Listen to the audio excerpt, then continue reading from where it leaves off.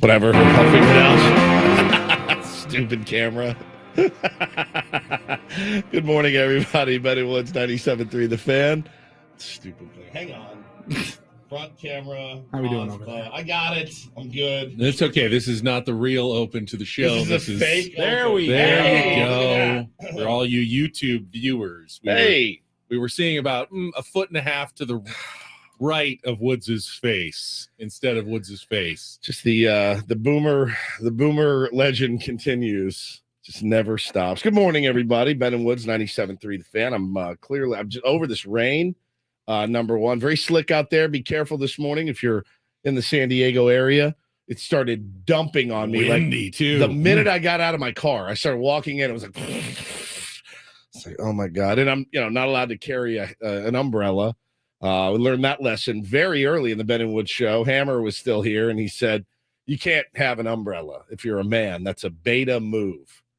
And I said, being dry is a beta move.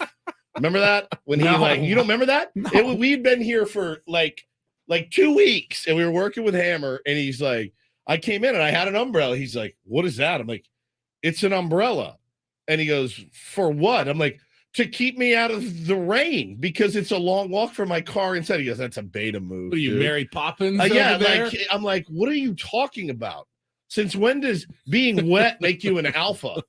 Only alphas are wet. Well, alphas walk around just wet So I all think the time. it shows that you're thinking ahead too much. You're not living in the moment. Like I never have an umbrella because I don't either, but I don't had plan one that 7 day. minutes ahead thinking, oh, it could be wet out there. What am I going to do? No, I just walk right out into a rain and That means windstorm. you're when an it alpha. happens, You're an alpha. apparently. Yeah, Yes. you're like a tough guy alpha because only betas like to be dry.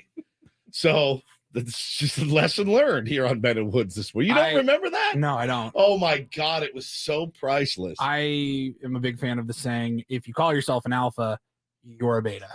That's probably true. Yeah, most guys that do that have some of those tendencies. I'm a little bit of both, if I'm being honest with you. I have alpha tendencies, I have beta tendencies. But listen, I'm just a human being trying to do my very best, trying to get this camera figured out, got that done. So yeah, we're off and rolling on a Wednesday this morning. Today's March 1st, by the way. Happy March, everybody. Happy March. In It like just- a lion. month. it feels different. Out the like a same lamb. month as opening day. Same month as opening We day. are almost there. 27-ish days away from opening day. And 29. what is it, the 30th? 1 to 30 minus 1, Oh, wait, 29 hold more on. days. Yep. Oh, no. Hold on. Where are you going? Are we Over math? Yes, the opening day is on the 30th No, it's not. of March.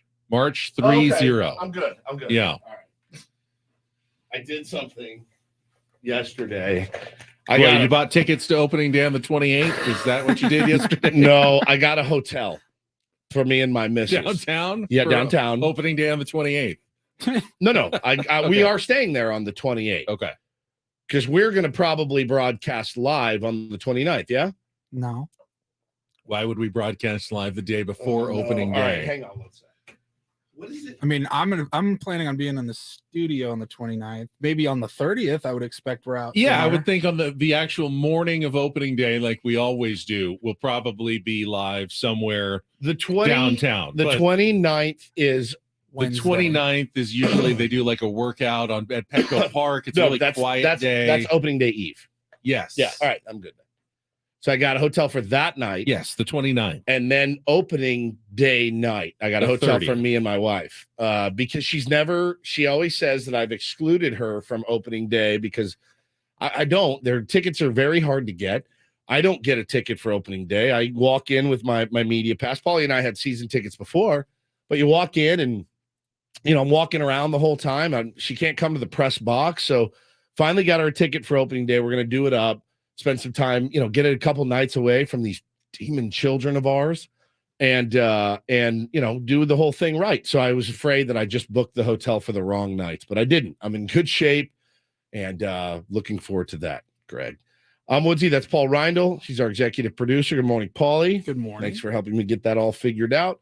Benjamin Higgins is your friendly neighborhood sports anchor. Good morning to you, Benjamin. Good morning, Lindsay. You know, you run your camera over there with the technological savvy that my dad runs his Twitter account. Ben sent us a text yesterday, and it laid. I feel bad about this. It laid me out. Usually, we call him Chief. That's what all the grandkids. That's what they call him. Chief. Oh, that's cool. Chief. Steve is his name, but you know they couldn't say Steve. Chief, Grandpa's Chief, Grandpa Chief. So he's Chief. So it's all right. So he calls him Chief, and I had forgotten that he was even on Twitter, but I know he wants to follow along what's going on the show, but he's a lurker. Yeah, exactly. Like many people are. And he's a lurker. He's usually off limits. You know, I don't think he likes to be talked about much on the radio, but so we're not going to we're not going to give his account out. Well, I mean, I could never do it. His account is some form of his name with like a series of 8 numbers after. So's my dad's. It's very similar to Gary Wu 64700 whatever you were just automatically assigned by Twitter. And I really have never seen him tweet before. And all of a sudden I'm working last night. Tweet pops up from Chief. I'm going, now what did it say? What is going on? Nothing. It was very bizarre. It was a picture of Leonard Fournette with a breaking news caption that said Tom Pelissero. I was going, okay. What? There's a picture of Leonard Fournette on my Twitter account I have literal tears right now. From my dad 14 hours ago. Let me do the breakdown. Is your dad Chief? I mean, that's number 7 with the Bucks, right? Running the ball. Correct. Yeah. Is he a big Buccaneer fan? I've never known him to talk about the Tampa Bay Bucks once in his life. Holy crap. Never heard him mention Leonard Fournette. Out of all of the random things that he could tweet. Hey, here's no context, no words, just here's Leonard Fournette. So I decided, well, I know he's been on Twitter for a few years. What other tweets has he sent out? What other gems have we missed? So this was the 3rd tweet he has ever in the history of his tweet. How long has he been on Twitter? At least 3 years. So it should say when he signed up. Does it say? Oh yeah, signed up, joined August 2015. So been on Wait, 3 years. He's been on Twitter, yes, for almost a decade. This was tweet number 3. Tweet number 1 didn't come for 5 years until he sent his first one on October 2nd, 2020. Was his first tweet ever. So we were on the air at the time. Yes. Yeah. What did it say? It says, or just I am, like I am. No apostrophe. And that's it. No apostrophe, just I am. Big Sung J M Yeah, fan. well, it's either a golf tweet or it's at the start of a tweet. I'm furious. And then he went Twitter silent again for another only for 5 months, February 28th, 2021. So we're just past the 2-year anniversary of tweet number 2. What? Which is also a two-letter tweet. It was just P-O. Like Po. He was gonna write Po boy sounds delicious right now. Really go for a po boy. I'm seeing stars right now. Sorry, Dad. I can't get over Leonard Fournette. Leonard Fournette. Those are the 3 tweets in his Twitter history. I'm Po, and a picture. He's saying I'm poor. It's got to be one of the most unique Twitter accounts on the entire website. You think? There's no question. Almost feel like they should be like, hey, buddy, are you okay? Number 1, we're going to go ahead and take that account. 8 years, and we've got Po and a picture of Leonard Fournette. I am screaming, dude. That is legitimately one of the funniest things I've ever heard in my life. Again, sorry, Dad. For 5 years, I've pretty much avoided bringing Dad up entirely on the show. That's incredible. Dude, I'm spinning right now. The Leonard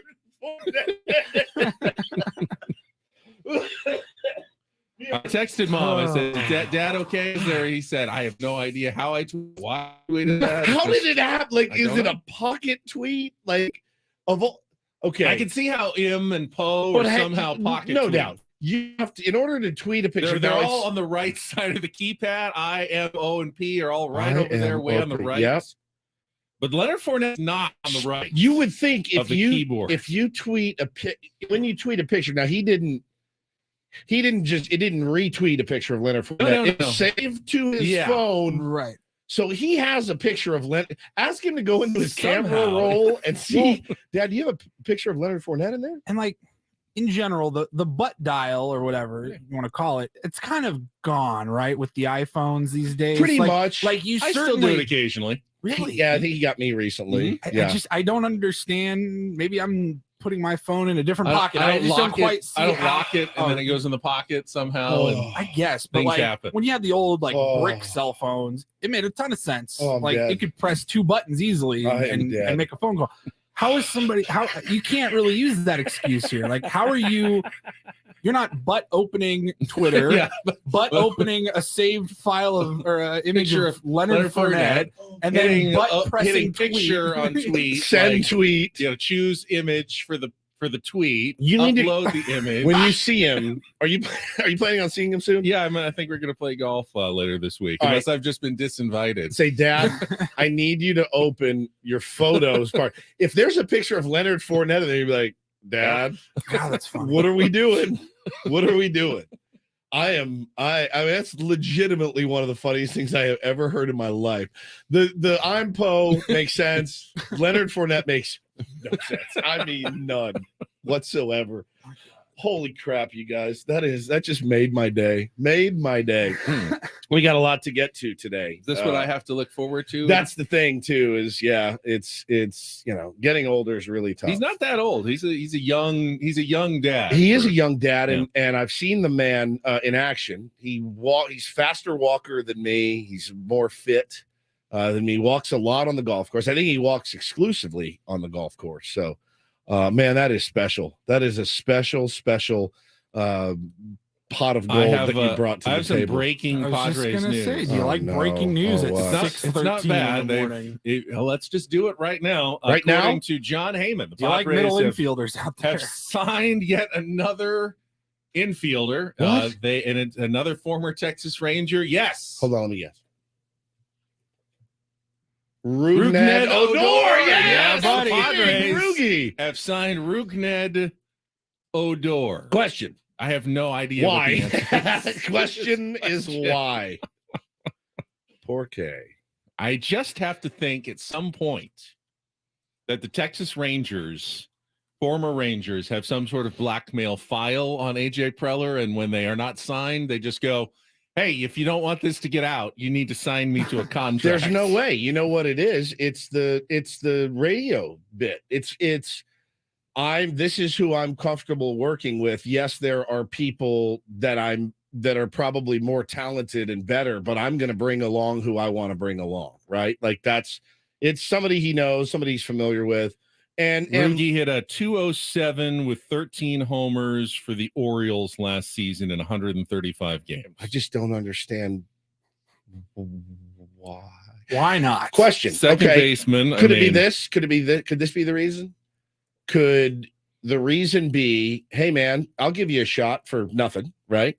Kim's on his way to Korea already for the WBC. Yeah. We've got a little bit of depth, guys, we want to get a look at, but man, if I can bring you into you don't want to camp, play Jackson Merrill every single day of Yeah. spring training and hey, let me bring you in, let you get some work. showcase. You're not really making our team. Yeah, but you're not maybe gonna make you can work out and Yeah. show yourself for someone else. That's not bad. That's kind of a cool move All right. if that's the case. Yeah. I mean, our speculation is often wrong, but It's mostly wrong. yep. Yeah, absolutely.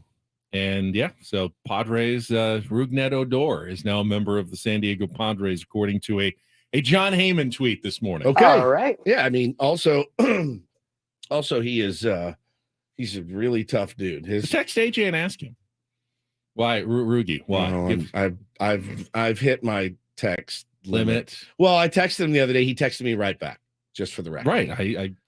That's why I said. So I don't text want to. him. I don't want to abuse the privilege. I don't. I showed him our junior GM shirt, and he goes, "That's amazing. I want to get some for the guys up here." And I was like, "Yeah, just click on the link, buddy, and you're good. No discount though. I'm sorry, we don't even get You can discounts. afford it. Yeah, you got it. president, president of I've baseball. seen the ops. contracts you're throwing out. You can afford You're it. fine. You're gonna go. You'll be good. If he bought like 5 shirts for the guys in the office, it'd be the greatest thing of all time. He probably won't, but he did love the shirts a lot, and he was the inspiration. Can you behind imagine him making Josh Stein wear one? GM Stein's like, what? He's like, sorry, bro. Like, that's it. I'm out. I'm out. Screw this. Josh Stein quits because of our shirt. This is harassment, my friends.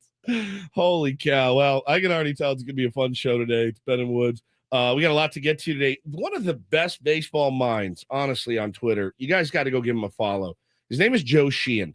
And, dude, you want to talk about just putting it out there in a way that you can understand it. He has a newsletter. I subscribe to his newsletter. He's brilliant. He's going to come on with us late in the show, 9:30. Met Joe about 25 years ago. Is he a New Yorker? Yeah, New York guy, but Dude. came out, went to school out here, I think, at SC. So he was on the West Coast and knew Craig Elston from way back. Yeah. And we hung out a couple of times. So looking forward to talking to him. A really smart newsletter. I mean, dude, his tweets and stuff. Go give him a follow. Joe Sheehan is his name. He is one of the smartest baseball minds going out there, and he is a big fan of what the San Diego Padres are doing. Obviously, we're going to talk about Manny.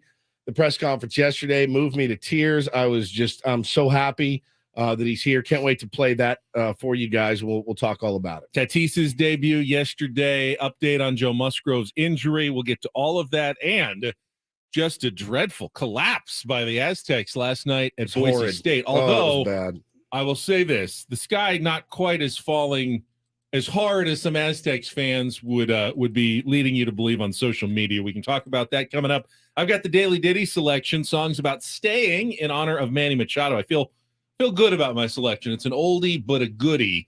We'll get to that coming up next as we get started here. It's Wednesday. Glad to have you with us, Ben and Woods, on a rainy day. Take your time out there on the roadways. It is windy. It is rainy. Let's get our first check of traffic, see how it looks out there with Kelly Danick here on 97.3 The Film.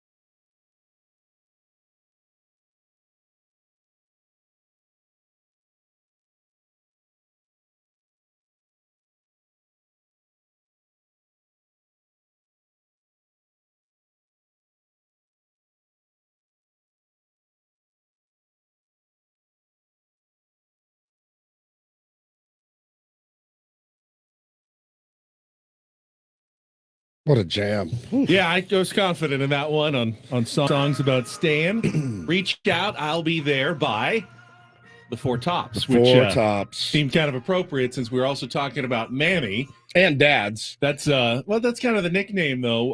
I remember, who was it? It was Tony Gwynn, Fred McGriff, Roberto Alomar, and who was the Chef? other one? Tony No? Fernandez. I think. They were the Four those Tops. Those are the Four Tops for the San Diego Padres back when they were all together.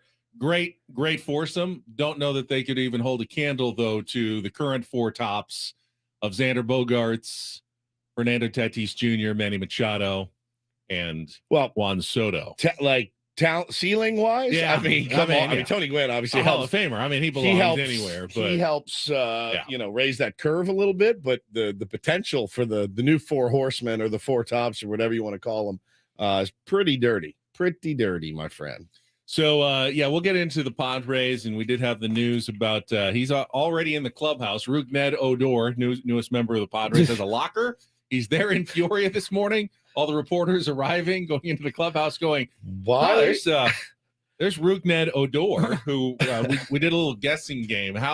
How old is Rougned Odor? I mean, guy's been in the league. I think this is his 30th season. He's 47 in Major years League old. Baseball. I was thinking 40. I mean, is he older or younger than Nelson Cruz? Same age. And the answer is younger. He's 29. He actually just turned 29. 29. So he was 28 like a couple of weeks ago. There is February 3rd. There's no way. A month ago, he was 28 years old. I feel like Rougned Odor has been around forever.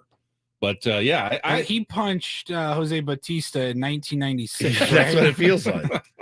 So we'll get an explanation maybe from Bob Melvin in the scrum later this morning when we check wonder in if with he's like, Sammy wait, Spring what? Training. He did what? What? Who No. did it again? All We're not right. playing the Rangers today, guys. Oh my! Does Bob God. show up some days and there's a new guy there and AJ hasn't said anything? Hey, Rougned, what are you doing here? I'm on your team, Bob. It's like Willie Oh, Mays okay. Hayes showing up to camp without an invite. This is Roogie just walks in.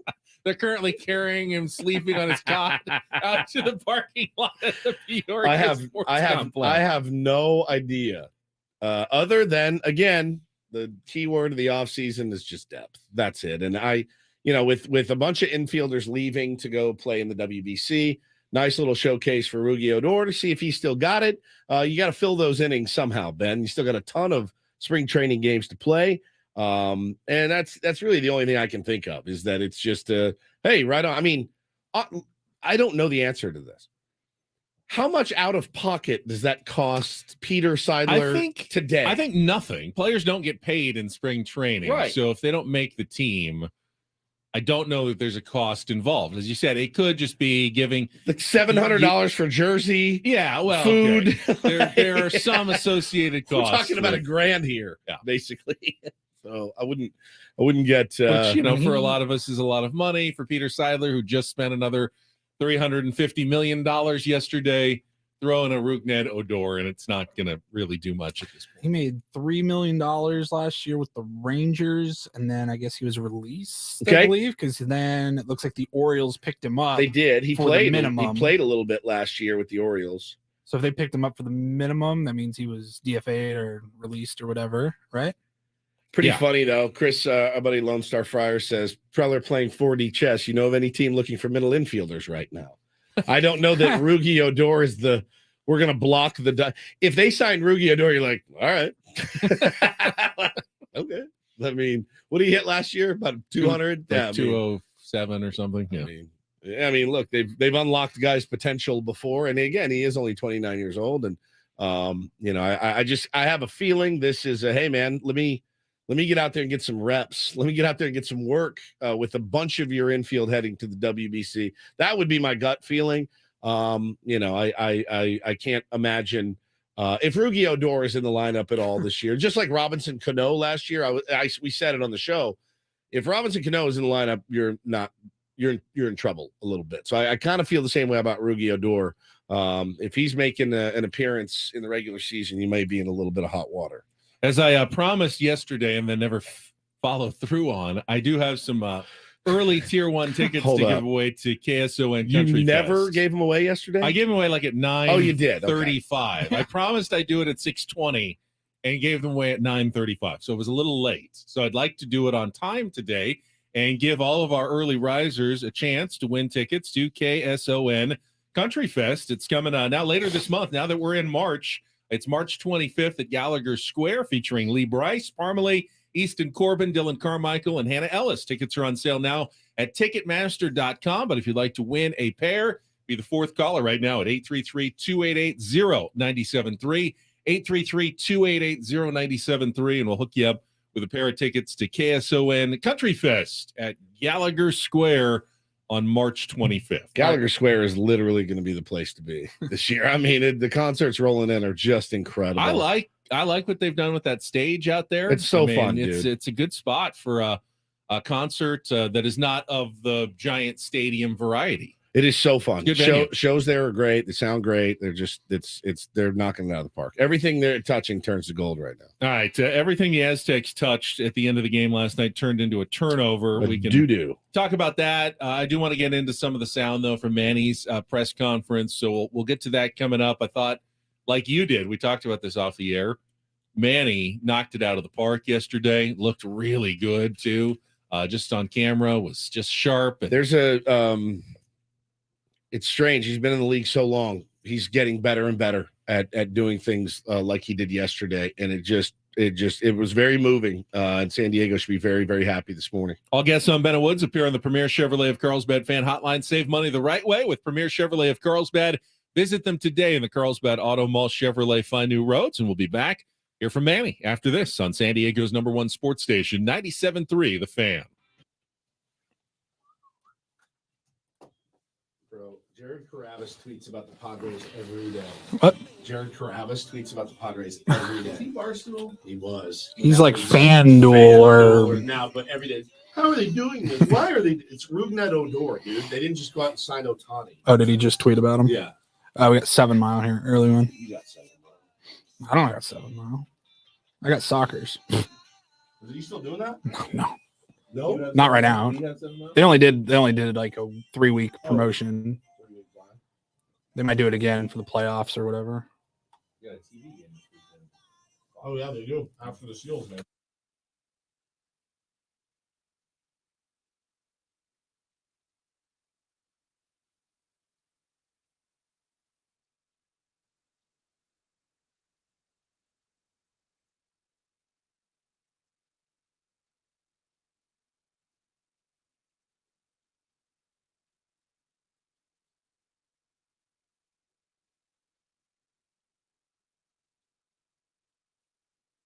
Gambling problem? Call 1-800-GAMBLER. GEGE 0000466. So it's a terrible, awful, no good day out there weather-wise. Windy, rainy, cold.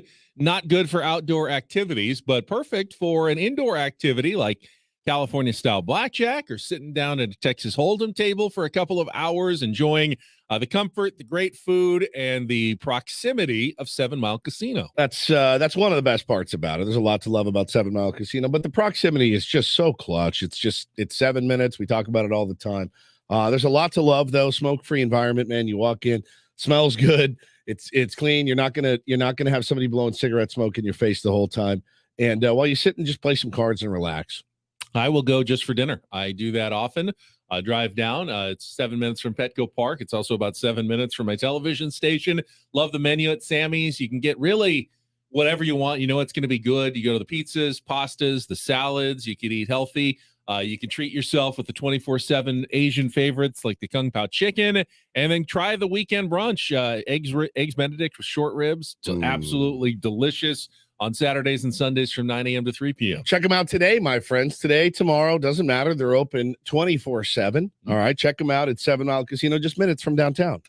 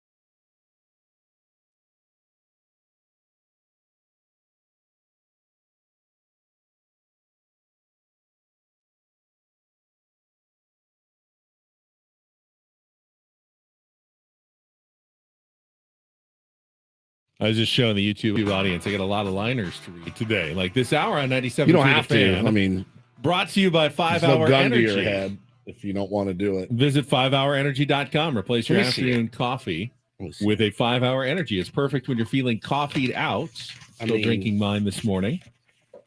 I mean, this is insanity. Discover 5 Hour Energy. Learn more at 5hourenergy.com. It's a sign usually of a successful radio program.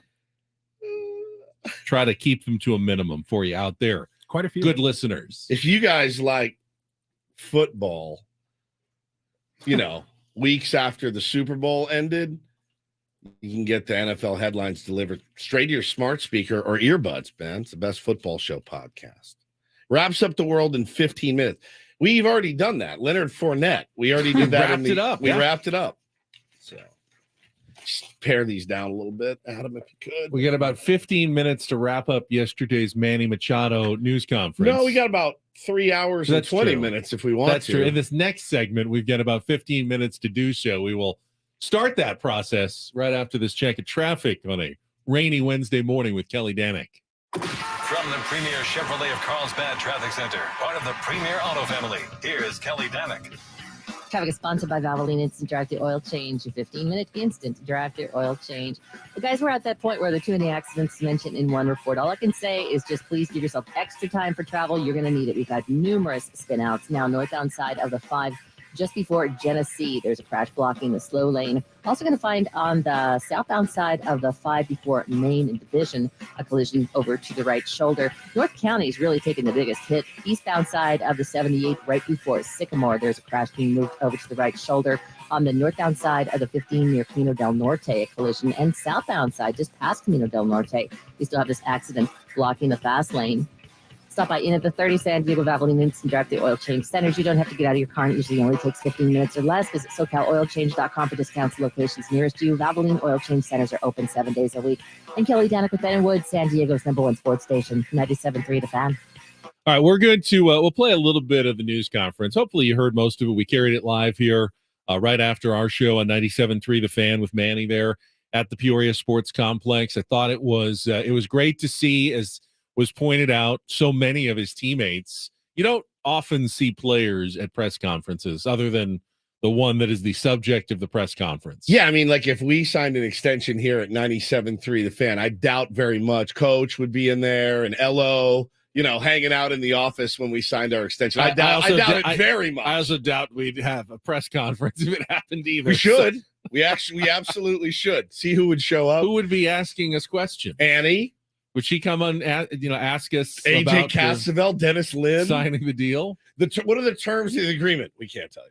Sorry. But yeah, Manny was great. We'll get to a couple of his comments, and then we're going to get to what Sammy had to say and talk to Manny afterwards. Oh which boy! Was, It's hacksaw.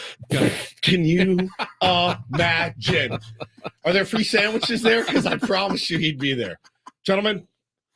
If you ever need a fourth, all right, let's go. Finally, the chance for somebody to get on and do some good sports talk radio. I'm begging you. If we sign an extension, can we please put out a press Maybe we release? just give him an exclusive. I'm begging you guys. I'm begging you. I'm begging you to do it. I thought AJ had the best one-liner of the entire news conference, though. AJ was so slick yesterday. He was asked what Manny has done to change the Padres organization from when he first signed, 4 years ago to this day. And AJ had this gem. Yeah, I mean, Manny's been a huge part of it. I think, like we talked about when we signed him in 2019, you're signing a 26-year-old superstar player that plays both sides of the ball. That's, amongst the top in the game. And, ultimately, I think that signal that changed for us overall as an organization. We've been building so much from player development and scouting, trying to build put as many good, young, talented players in the system, and getting an established superstar at that age who we knew could grow with that group was a huge thing. And, I think, again, you're constantly learning, and we've learned from the 2020 season. We definitely learned from, 21. And I feel I think the biggest thing with Manny, I think, was after the 2019 season where he struggled, from a performance standpoint.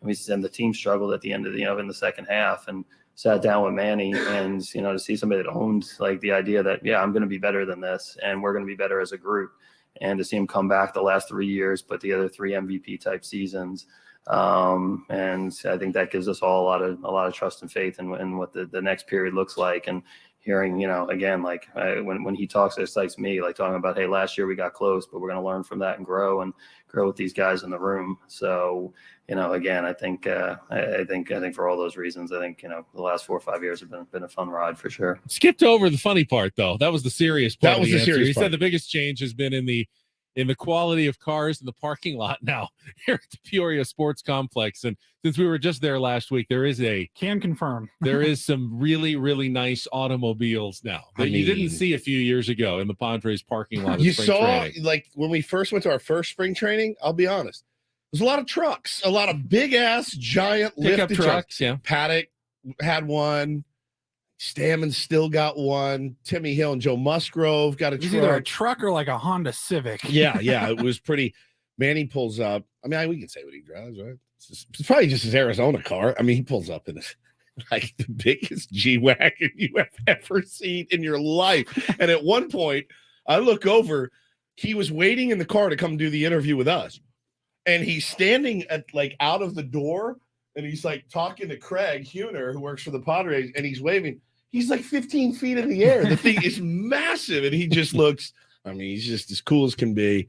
And he was really cool yesterday in that presser, Benny. Yeah, he handled himself really well. I thought one of the interesting answers he had, obviously set that deadline. Why not take your chances, go to free agency, really maximize the amount of money that you'd be able to get on the open market?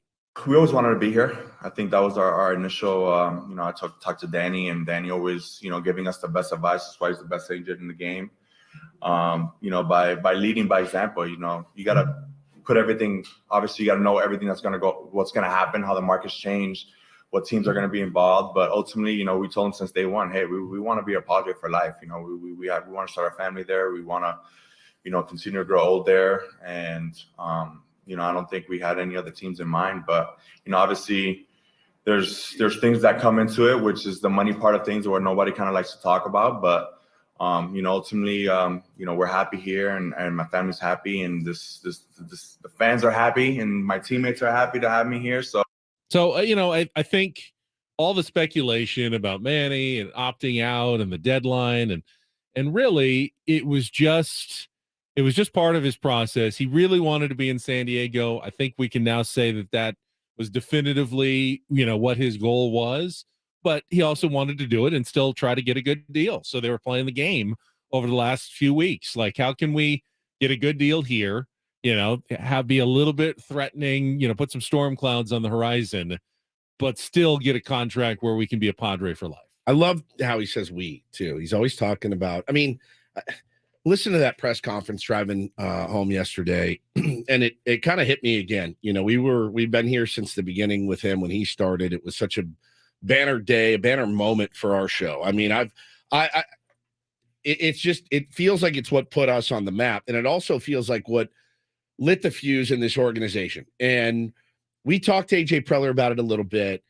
Junior GM also applies to one Manny Machado. I mean, Manny Machado from day one has been, from what AJ's told us, like, you got a minute? All right, here's what we need to do. All the guy cares about is winning. That's the thing that always drives me the absolute craziest is when I hear people, callers, see it on Twitter, talking about how selfish Manny is, how Manny only wants his bag, how he, the guy, again, telling us he basically gave up an MVP last year to just try to get back on the field. I told the story on the air, talked to his wife, the hours and hours of treatment he went through just to get on the field. Now, again, that's what that's what you're supposed to do. Like, you're supposed to be out there every day. But Benny, he is such a leader. He's such a team guy. He's such a family guy. If you ask yourself this question, if you're listening to this radio show right now, if you're still not sold, why? Like, why wouldn't you be sold on this guy still? And there are some Padre fans out there, man. I've heard them. I've heard them calling into this radio station. I've seen him on Twitter. Why? How could you not be when all that guy talks about is my family, my team, my city, my teammates, winning. It's the total package, is it not? It's everything you could ask for in a baseball player. I saw Friarball retweeted this morning our poll from February 19th. Well, no, that was actually a retweet of that. But when Manny, let's see. It was in like November. Yeah, November of 2018, when the Padres were rumored to be interested in Manny Machado. Didn't end up happening for another 3 months until February when he actually signed. But we just asked Padres fans, Machado for 10 years, $300 million, and your choices were yes or no, he's too mean. And with 1,300 votes, 53% said no, he's too mean. We don't want Manny Machado. How wrong could half of us have been? Half of us. Not us. Out there not as me. Padres fans. There's a Padres fan base, half of us thinking that guy wouldn't be good for the organization of the franchise. Glad that sometimes you're glad that the GM, the front office doesn't listen to the fans. Well, and again, dude, like people do grow. People grow, people mature. It's weird. Like when you get older, it's shocking to believe, as immature as I am at 47, you should have seen me at 27. I mean, I'm worlds different than I was, years ago, Ben. And Manny comes in here and puts up numbers and is a team guy, team first guy. And his press conference yesterday. How are we gonna play? I want to play most of it because I heard a lot of it, but I want to play most of it. We got a ton. We can play a couple more cuts here, and then I want to get to Sammy's interview with him as well, which was great. Maybe we'll do that right after the top of the hour. But let's see, he was also asked about the flexibility built into the contract. So it was reported yesterday that the first 3 years of the deal, he's only going to make $13 million per year. Only, I say, but compared to what he's valued at, that's quite a low number. Then $21 million the fourth year, and then $35 million for the remaining years of the contract. It should help the Padres out, though, in trying to reach a contract extension with Juan Soto or pursuing other free agents. Here's what Manny had to say about that. Yeah, I mean, obviously with the contracts that we got with Bogey, myself, Toddy, hopefully Soto next. I mean, it's it's great. We want to win. What we've been building here since day one, since AJ, when we sat down back in Miami, we sat down. We actually met with Peter and Ron at the time as well. This was the plan. And, here we are. This is it. And, they've come up, put an organization on the top, and we brought in people to come help bring a championship. We're going to continue to do it. And, ultimately, I think, all of us in here, we want to do that. We want to continue to do that. So that being said, yeah, I'm going to do whatever it is for this team. I'm going to do whatever it is so that they can go out there and continue to put this great team out there and keep building. I think that's the best thing about this is we're going to continue to do this for a long time, and we're not going to stop. So that definitely was part of the equation when they set up the deal with Manny. And you've seen it a number of different places. I heard Tim Kirkchin talking about it yesterday, written about by some of the national media. This deal is a clear sign that the Padres aren't done, that they have plans at least on Juan Soto, possibly Shohei Ohtani, maybe other pieces as well, that they are not done spending. This is the reason it was structured this way, was clearly to be able to add even more in the next 12 to 24 months. It's a lot of fun, man. Yeah. It's a lot of fun. It's just a big, just a big circus right now. Let's throw in one more from Peter Seidler before the top of the hour, since he's the guy spending all the money. His bottom line, just kind of wrapping it up at the press conference yesterday on the extension for Manny Machado. Bottom line for me are two things. I could not be happier that Manny, who has earned this contract, past, present, and future, from the day we signed him about 4 years ago to what then was a $10 million deal. Our expectations were high, pretty darn high, and he's lived up to every one of those expectations on and off the field and a lot more. You've proven yourself to be a great fit in San Diego. We love you here, and you're going to continue to bring joy and excitement, I know, to our city and to our fan base for a long, long time. Pretty direct. I mean, it's one thing to sign a guy from another organization and you take a bit of a risk going, here's what we've heard. We want to take a chance on you. We're going to give you a lot of money and we're going to cross our fingers a little bit. We've done our homework, but we're going to cross our fingers. It's another thing to be with a guy for 4 years and go, no problem giving you more money now. Isn't that great? You've done everything we've asked and then some. Yeah, it's great. All right, we'll come back. We'll get a little bit more. We'll go to the one-on-one with Sam Levitt that actually did include a question about us and our lifetime friendship extension with Manny. What a world. That was signed last Friday. What a world. So we'll get to that. Hour number 2 of Ben and Woods, and we'll play a little Take on Woods as well coming up next on 97.3 The Fan.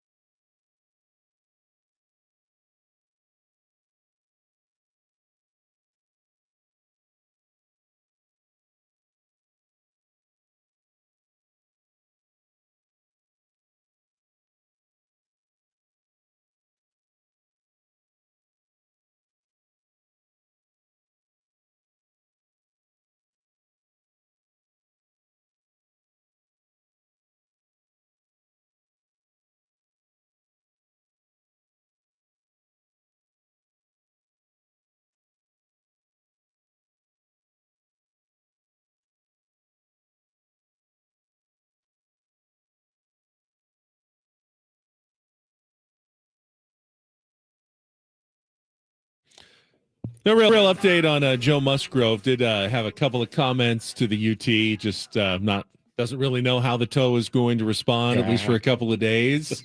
Got to see how the swelling and everything kind of plays out after dropping a kettlebell on it. Can I say that I did? This is not a humble brag. I did go to the gym yesterday, and I avoided kettlebells like the plague. And I was also very careful when dropping the dumbbells, I was just very aware of that. So I guess thank you, Joe, but we wish you the best and speedy recovery to get back soon because we need you. I was also working out yesterday with weights and was extremely careful. Were you? Setting them down. I like your this is an interesting conversation too that Ben and I had, and we'll get to the Sammy stuff here, but I want to digress a little bit. Yeah. Paulie, what's up? Go ahead. We got a lineup for today. Okay. Juan Soto is back in the lineup. Good okay, news. good. Okay. Bogarts, Soto, Machado. Bogarts he's sliding into that leadoff spot for now.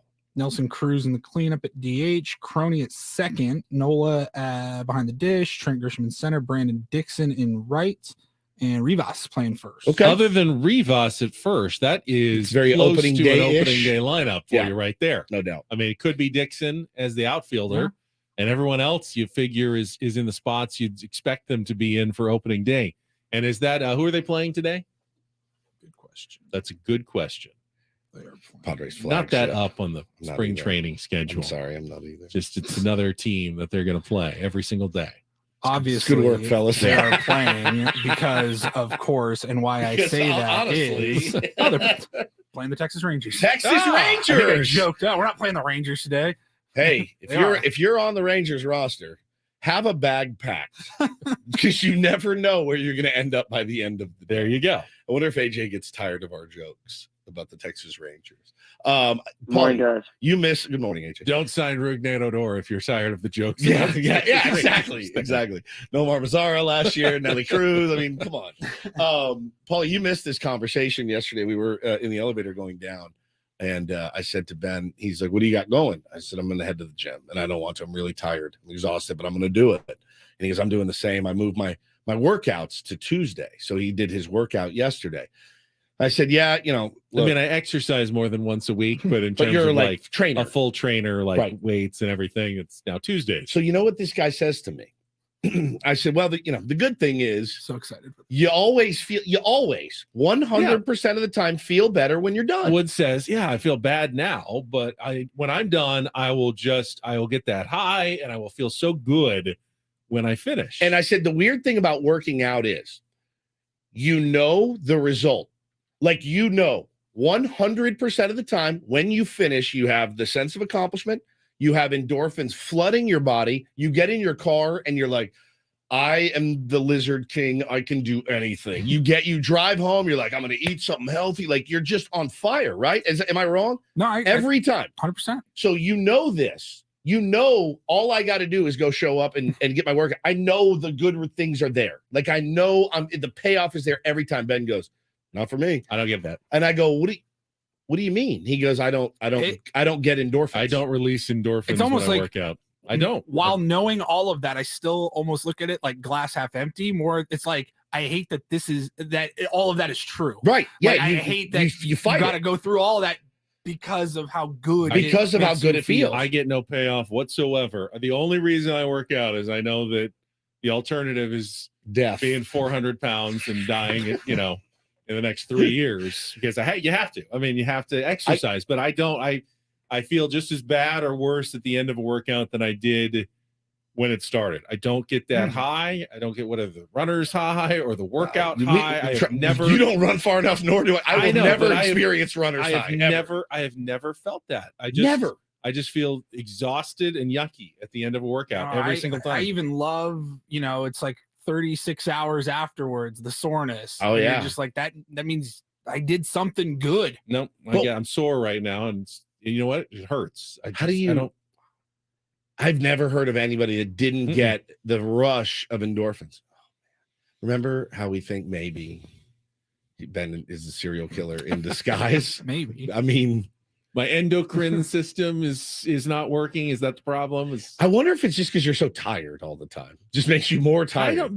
This has been high school, college. Really? I've never I've never enjoyed. I know a lot of people don't enjoy working out Right. the actual I hate process, but then when it's done, I've never gotten that feeling. Everyone talks about like, oh, I'm the king of the world. I feel You're so walking great. on sunshon after out to the car. Nope, you're I like, drag myself out to the car. I I'm like, pimp walk out I'm to the car. exhausted. That sucked. On with the day. it makes me very sad. So it's an adult conversation, but that's why drugs never would have done anything for you because you don't get the release of endorphin. It wouldn't Maybe do not. nothing for you.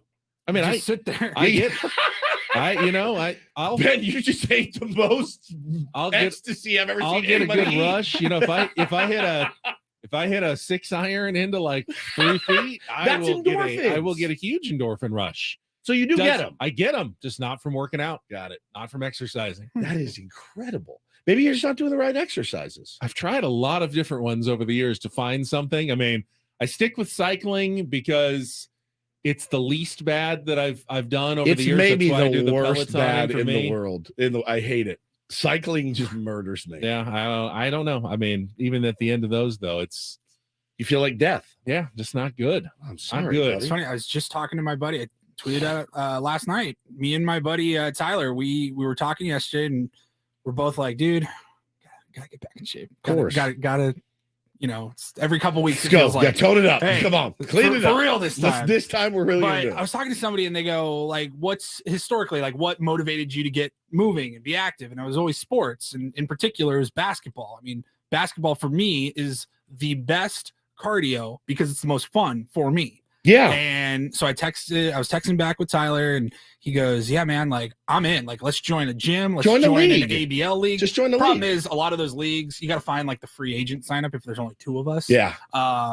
Most of them are like, "Hey, it's $1,000 for a full team." Well, no, so just- got to go find like 6 or 7 other guys. You have a massive platform here. That's why. Put together a team. And I ran a baseball team for years. It's a nightmare, but it's worth it. Right. My Yeah. point was, for so long, I've always been like, all right, I want to drop like 20 pounds Right. and then get back into basketball shape and then go.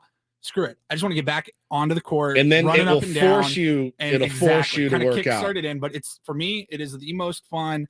All right, so hold on. Cardio. What is your position? Center? I'm a forward. Paulie's a forward. You need and what is Tyler? He's a forward. Forward. We're both All right, we 6'4". need a couple of guards and we need a center and some reserves. Yeah, you can do a 3-guard offense. Yeah, now. you could do a 3-guard offense. You don't if necessarily want. need to find someone taller than Paulie at this point. Yeah, I mean, it's an not open gym. 1979. Yeah, open gym, like public runs. I'll still probably be one of the taller guys out there, most Yeah. likely. All right. But, Well, you guys are tier ones out there. You want to play basketball? tier 1 team with I'm Paulie. in. The tier ones. Oh God, I'd come watch games. That'd be amazing. I could do PA for you guys if you Yeah. wanted to. We need also a tier 1 to play Take on Woods here in like 30 seconds. Call now, 833-288-0973. No qualifiers, new month, new prize. Get away to Vegas, concert tickets, but you need to play. Call 833-288-0973. We'll put you right on board. We're going to play Take on Woods in just a second. What would be the name of the tier 1 basketball team? Tier ones. Tier 1, just tier 1. Yeah. Tier 1 team. Yeah. Team tier 1. Team tier 1. Tier ones. I love it. I got shirts right here, By the Paulie. way. I got my There's tier 1 nothing I was gonna shirt. say maybe we can get Joe Musgrove's guy with the jerseys. Oh yeah, yeah. Make those jerseys. Oh, you couldn't wear. Would you wear a shirt under it, or would you just wear the tank top? Joe can pull off just the tank top jersey. I can't. Nothing I, think on hated a more, by the basketball way. court, you're fine. Just a jersey. I think the shirt underneath looks weird. It does, but the compression, the baggy like t-shirts that you see. Yeah. No, it's not a good look. But that's college basketball. But I would have to. You never see him in the NBA. I would have to do it. For no endorphins guy here, nothing I hated more than junior high basketball practice. Oh, basketball practice. Constant running is sucks. the worst. Constant running with like nothing that I enjoyed. Nothing. About it. Nothing at Baseball all. practice rules. It's the best. I didn't really play much football, so I imagine football practices absolutely sucked. But for me, it was either baseball or basketball. Basketball practice sucked. Baseball practice was kind of It's fun, a but it blast. never It was felt either like boring it or never fun. felt like exercise. I love- I think that's why I liked it. Baseball was either boring or fun. It was never like bad. Alex tweets in here, ready to join Paul's basketball team. 6'2" JV basketball experience is my resume. Yeah, Perfect, you're perfect. in. Get in there, Alex. All right, tier ones, I man. I think like basketball this. practice sucks so much because the games were so much fun. So much they were fun. worth it. It was like the catch 22 there. All right, I see some callers on the line. Let's get to it. Today's game of Take on Woods.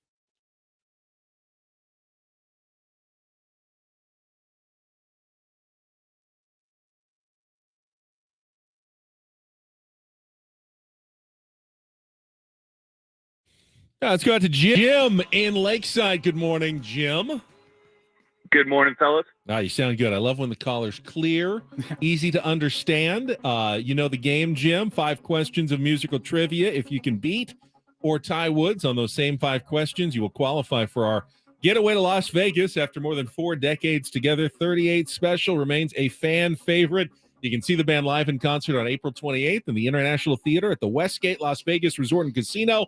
Beat Woods, you'll qualify for the trip to Vegas, including 2 tickets to the show and a 2-night stay at the Westgate Las Vegas. All right, your advantage, you have to pick our category while Woods sits in isolation. Here are your choices today, Jim. Ain't It Grand? We've got 5 song titles, including the word ain't. X's and O's, those are songs that begin with either the letters EX or OH. And then our new category, God with a capital G. 5 musical answers that include the word God. All right, Jim, Ain't It Grand, X's and O's, or God with a capital G? What would you like to play? I'll go God with a capital G. God with a capital G, going religious today. All right, Jim, we got 5 musical answers. Somewhere the word God included among the 5. 60 seconds to answer as many as you can. If you don't know an answer, say pass. We'll come back to it if there is time remaining at the end. Our first question is always our 2-second song. Listen carefully as Paulie plays a well-known hit. You need to give me the title and the artist to score that point. And remember, somewhere the word God will play into all of these answers. You ready to go, Jim? Yes, sir. All right, put those 60 seconds on the clock. Your time begins when Paul plays the music, the category God with a capital G. Good luck, Jim. Let's take on Woods.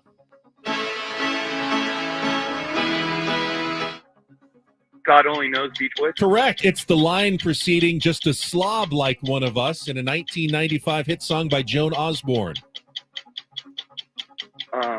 What If God Was One of Us? Correct. No 4th of July fireworks show is complete without which 1984 Lee Greenwood tune?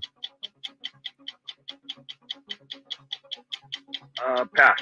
The title of which controversial Sex Pistols song is taken directly from the national anthem of Great Britain? God Save the Queen? Correct. Regulars on the Ozfest touring circuit, which Massachusetts band is known for songs including Straight Out of Line and Speak? Godsmack? Correct. No 4th of July fireworks show is complete without which 1984 Lee Greenwood tune?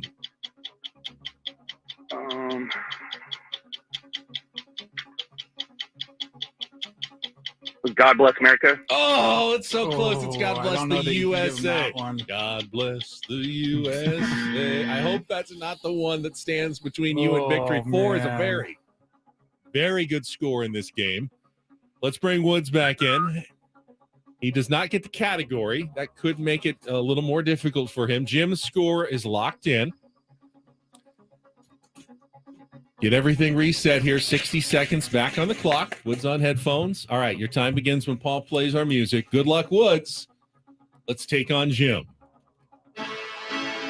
That's God Only Knows by the Beach Boys. Correct. It's the line preceding Just a Slob Like One of Us in a 1995 hit What song. if God was one of us? Correct. No 4th of July fireworks show is complete without which 1984 Lee Greenwood tune? Proud to be an American. Incorrect. Damn it. Incorrect. The title of which controversial Sex Pistols song is taken directly from the national anthem of Great Britain? God Save the Queen? Correct. Regulars in the Ozfest touring circuit, which Massachusetts band is known for songs including Straight Out of Line and Speak? All right. Queen. Why can't I get the category? I should know this one.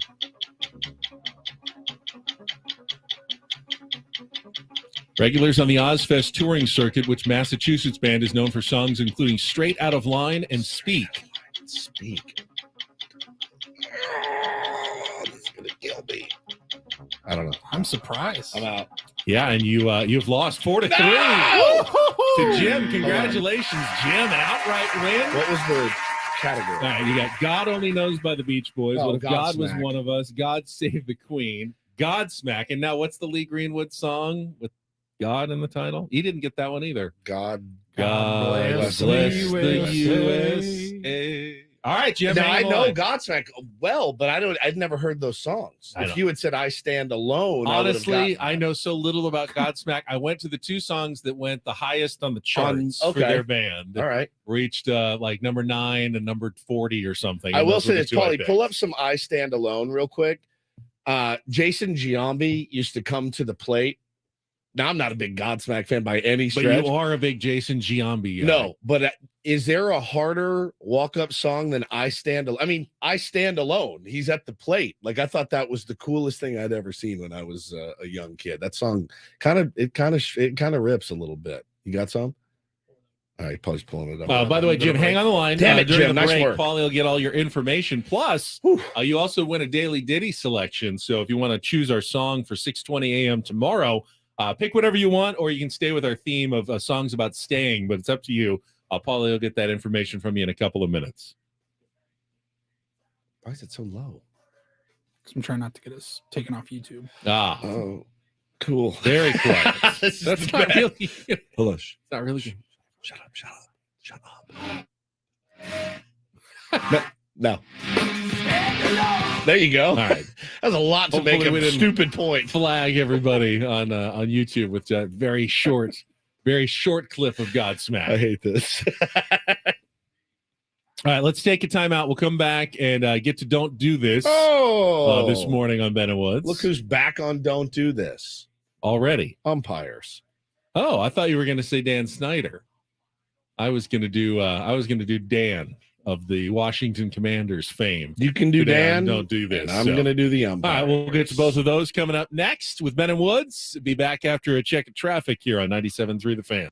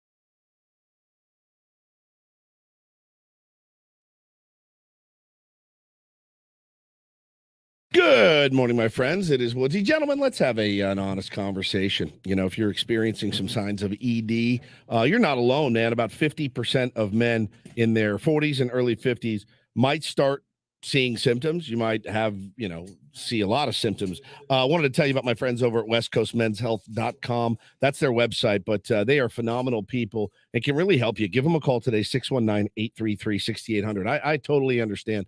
Probably not an easy call to make. But once you talk to them, and they will do a workup on you and make sure that you're a right fit. They'll tell you about their acoustic wave therapy. It treats the real cause of ED, while other treatments can be more of a quick fix. Viagra, it works for a while, and then it will eventually stop working. And what the acoustic wave therapy does is it gets rid of the plaque and helps blood flow back to that very special area. All right, that's what you want. Give them a call again, 619-833-6800. If you call them today, let them know, hey, Woodsy from 97.3 The Fan sent me over here, and they will give you your first treatment free. And listen, when you do the treatment, it's super easy. You're in and out in about 10 minutes. And they'll take such good care of you. Their customer service is top notch. So again, I know it's a difficult call to make, but call them today, 619-833-6800. It's West Coast Men's Health.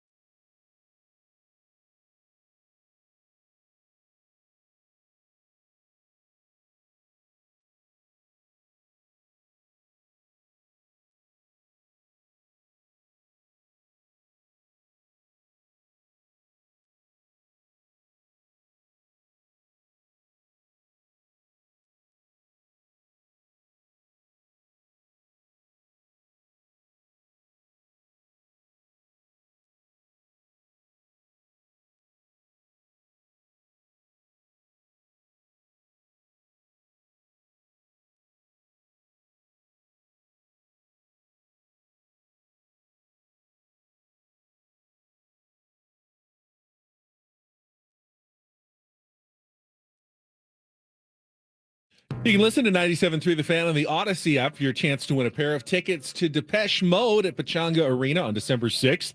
Every hour you listen now through March 5th equals one entry in the contest. All right, it's time for Don't Do This. I will get us started with a familiar figure on this segment. Dan Snyder, the owner of the Washington Commanders, supposed to be selling the team here, maybe to Jeff Bezos. We'll see. I've heard what happens. Did you hear the story about this? So Bezos owns the Washington Post, which has done some major hit pieces. Are they an MLS team? They are not. They have done some major hit pieces on Dan Snyder. Snyder's like, not selling to him. He's like, they're icing Bezos. He's got more money than knows what to do with. Snyder can sell the team to whoever he wants to. Yeah. Yeah. And there's certainly some different interpretations, and Dan Snyder disputes some of the reporting here, but this isn't the Washington Post. This story is Don Van Natta from ESPN came out with new details of really, where it went bad between Dan Snyder and his partners. They had that whole falling out issue that happened in the last year. And apparently he took out a $55 million loan, a line of credit, without telling like his partners. You can't do that. You can't borrow tons of money that you're all on the hook for without telling the people that you work with, oh yeah, by the way, I took out a $55 million loan. That'll be disputed, and they'll talk about that and the issues that have to do with the NFL. The detail, though, that I thought really hit the don't do this level that is included in this story, that reportedly Dan Snyder had the Washington Commanders logo put on his private plane. So he has a private jet, and he wanted to put the Commanders logo on it.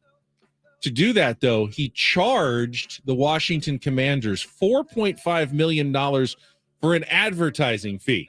Like, well, if I'm going to endorse the Washington Commanders on my private plane, I'm going to charge you $4.5 million. So essentially, he had the Commanders pay him $4.5 million to put their logo on his plane. His logo. His team's logo essentially on his plane. And then he charged the team basically like an ATM, taking out $4.5 million for literally nothing at all. I have a Ben & Woods sticker on my car. You owe me $500. Paulie, you owe me $500. Essentially, yes, that is what we're talking about. What are we doing? We'll charge advertising fee for anyone who wants to put a Ben & Woods sticker on their car. Like, he's so rich. Obviously, you have to be a smart guy to be that wealthy and, own a team for all these years. The terror that a man like that must feel every day, living his life, Ben, just loophole after loophole after loophole. I don't have the stomach for it. You guys, like, there's just no way. Like, there's so many ways you can scam people and your partner. Like, I just don't have the stomach for it. I really don't. His whole life is like one big loophole. Oh, it's crazy. You got to get him out of the NFL. They're trying. I mean, as bad as like most NFL owners are, he stands alone. A reminder of how lucky we are to have Peter Seidler. There's no doubt about it, man. No doubt about it. So yesterday, I'm nitpicking here a little bit. But how I feel about umpires. So yesterday, the Orioles and Pirates were playing a game. The Pirates had won the game 7-4, I believe. But it's spring training. What are you in spring training to do? To get work, to get reps. And they wanted some live action reps. They're already there. They're on the field. 4 umpires are there, by the way. Also at spring training. They're there working. And both teams agreed, hey, man, game's over. You guys win. Let us get our AB. Let us in the bottom of the ninth. We want to see our pitcher on the bump. You guys want to get some live action BP. Umpires walked off the field. Here's what it sounded like. Reigning champs, 3 American League teams. They continue to call the game. Aldred gets the job done. So this is the final out. He's going to earn a save of the for his top. work Of the top. here today. Yeah, and the he gets the Pirates save. have their first victory of the exhibition season. Away now. This is I wonder if Baltimore is asked to play a bottom of the 9th inning. The umpires didn't know about this. The umpires seem satisfied with ending the game. Walking off. They walk off About the field. 50 years ago. Yeah, they used to do it this way. There's no What do you umpire think? behind the catcher. All right. They're calling their own balls and Okay. strikes. I got it. Broadcaster stuck All right, around. Yeah. What do you think here?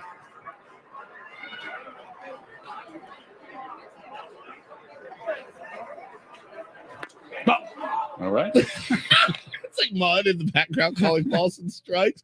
So the video of the umpires just looking like over their shoulder, like that's it for us, just walking off the field, and they're like, "All right, man." So You couldn't work another half inning. a half I mean, an inning. Now, listen, the game's over. We are off the the clock. flip side to that coin is, hey man, game's over. Our job is done. You guys want to stay and get work and hit grounders to each They other. had a fine. reservation at PF Chang's yeah. and needed to get Oh there yeah. before the crowd hit. No, that's it. That would be maybe PF Chang's in Florida somewhere. I'm sure they have one out there. So yeah, that was. I the loved. go-to Let's list. see, the catcher he took one that was clearly about 2 inches outside, but framed it really well, Yeah. and then calls it Call a the strike. it's like adult league, dude. We played games where like one umpire would show up. Do you think you could, if you could Major League Baseball players play a game without umpires? But here's the rub: they would be able to go to instant replay for a dispute. Well, you'd have approximately 100,000 instant. If you had an replays per automatic game. strike zone, auto zone, yeah, an maybe. auto strike zone, and everything else is just, hey, we call it on the field, safer out. And if it's a really close play, let's just go to instant replay. Well, our friends, you wouldn't really need umpires anymore. Our friends from Cespedes Barbecue made that exact point. They said they're calling this game without umps, and it's going fine. And the announcers are still calling the game. That was not a smart Which is move. why the umpires, should not have left. They really showed. You want to make yourself indispensable. They showed how irrelevant they actually could be. Indeed. All right, finally, a little do this. Actually, some mega do this. DD mega do Goes to the Louisville basketball program. They're having a really tough season. They 4 lost wins again last night. Yeah, this is normally a powerhouse. They're 4-26. Louisville this year.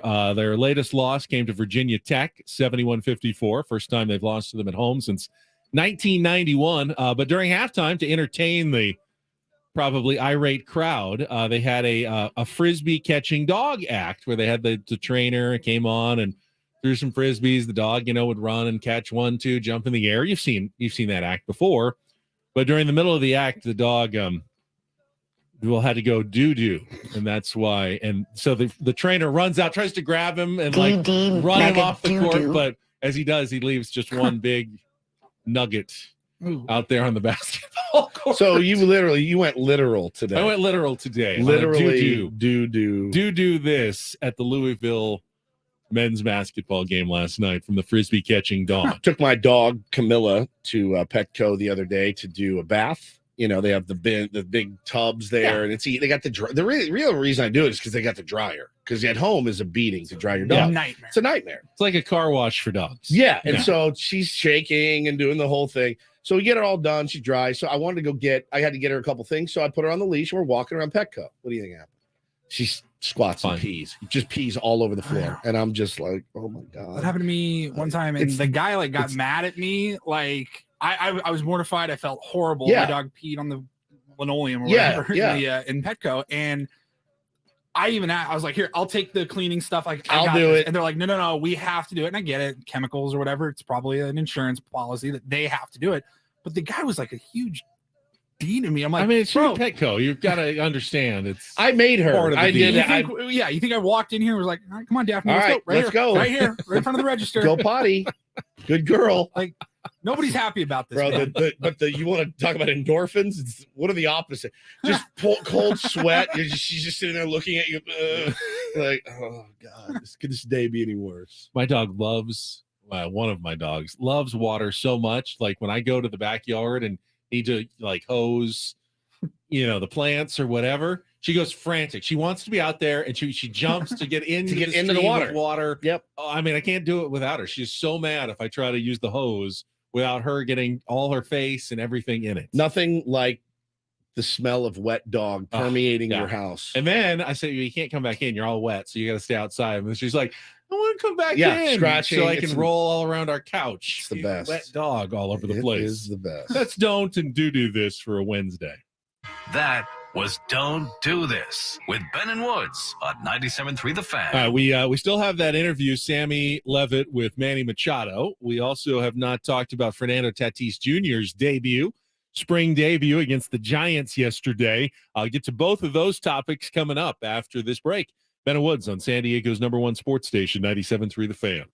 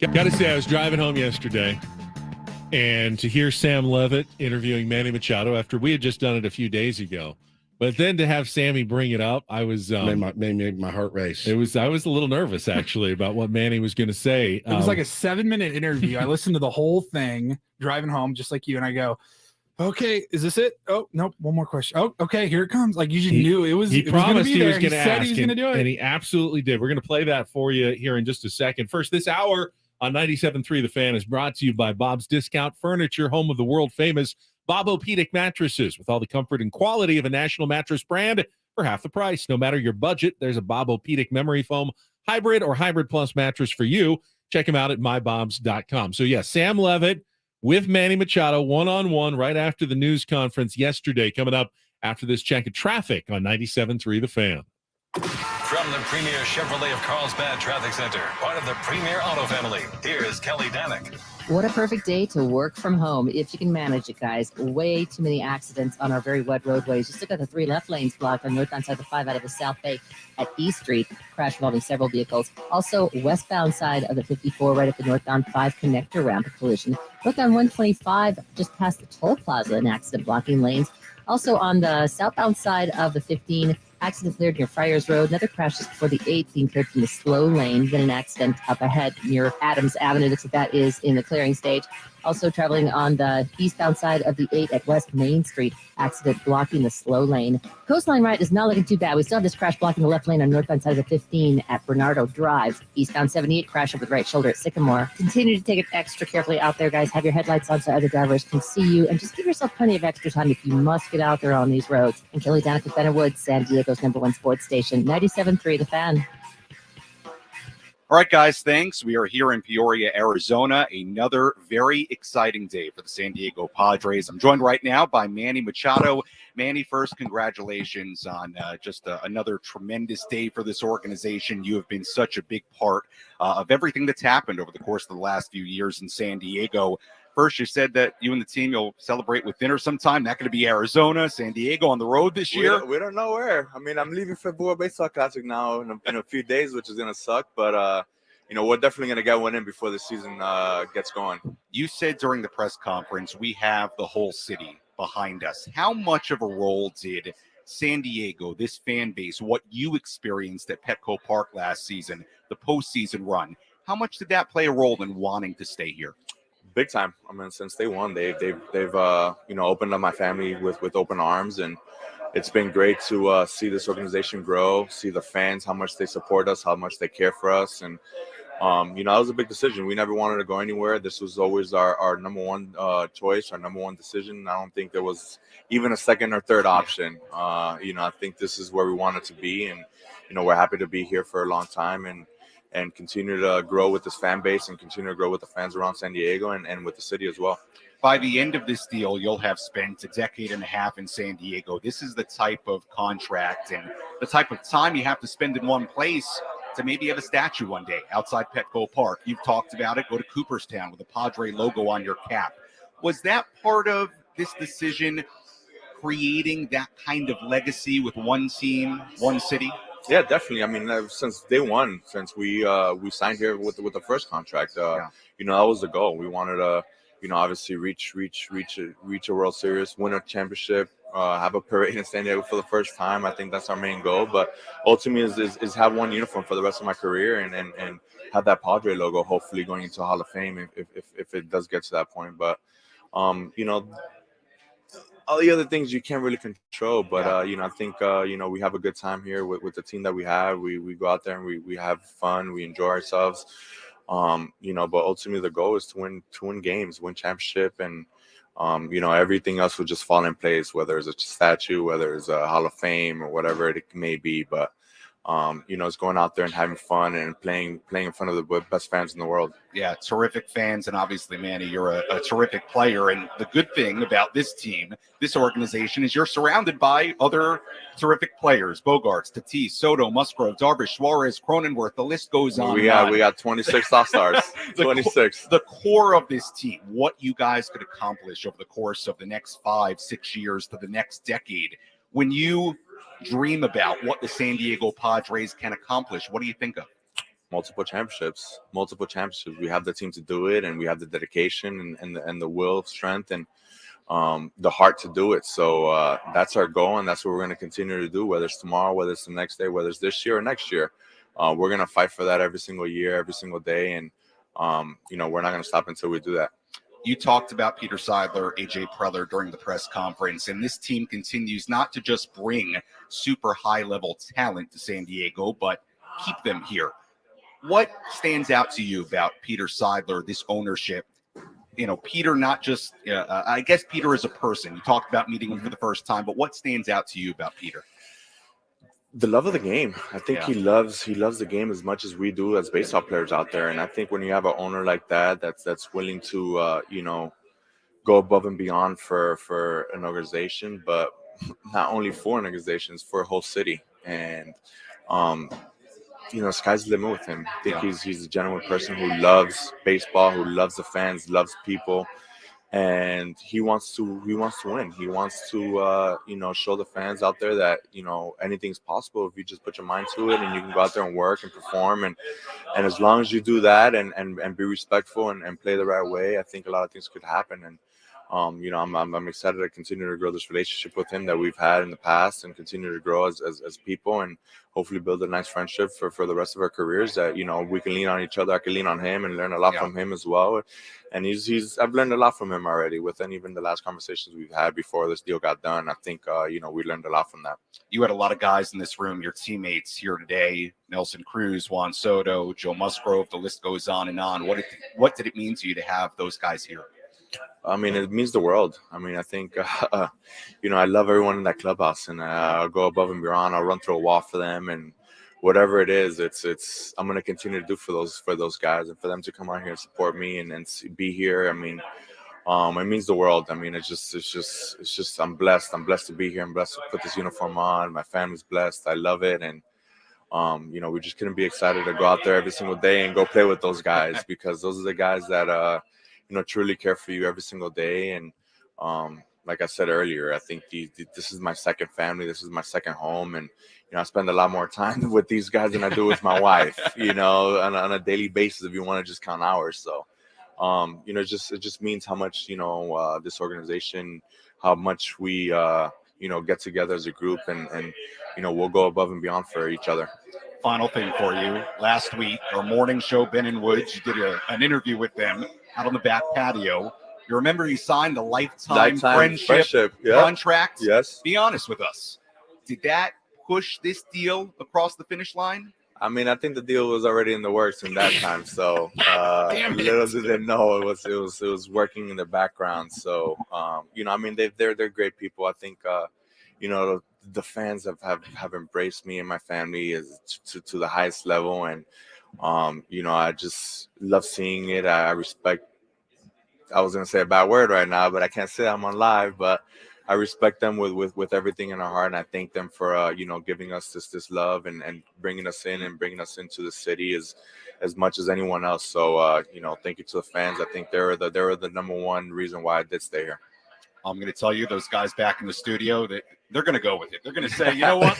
They can say it. They can say it. It was a little piece of it, because they're part of it. So yes, yeah, it was awesome, man. They're amazing people, and they love San Diego. They love the Padres, and we're gonna love them back. Manny, again, congratulations. Wonderful to have you here for another decade plus. So much excitement around this team, and you've been such a big part of it. Thanks so much for joining us, and congratulations. Thank you. No more decade talk, man. It makes you feel old.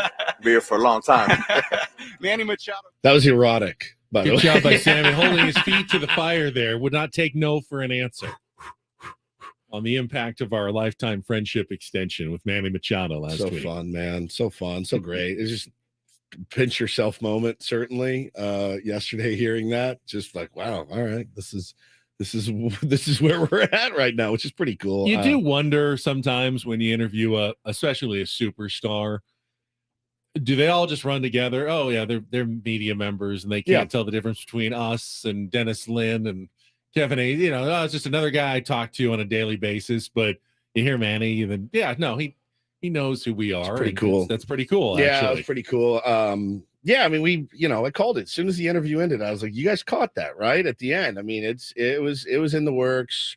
In my mind's eye, it means that Dan Lozano is currently looking over the contract and reading the fine print, and the numbers had been agreed on when he sat down with us on Friday. Now, obviously, we wish he would have said, "Hey, and by the way, fellas, before I leave, just wanted to let you know I'm about to sign this bad boy." We're dotting I's and crossing T's at this moment. That would have been amazing. I'll take the lifetime friendship contract as well, and look forward to congratulating Manny in person on this new deal. And for our Padre fans out there, his presser yesterday was the best. It's the best one he's ever done.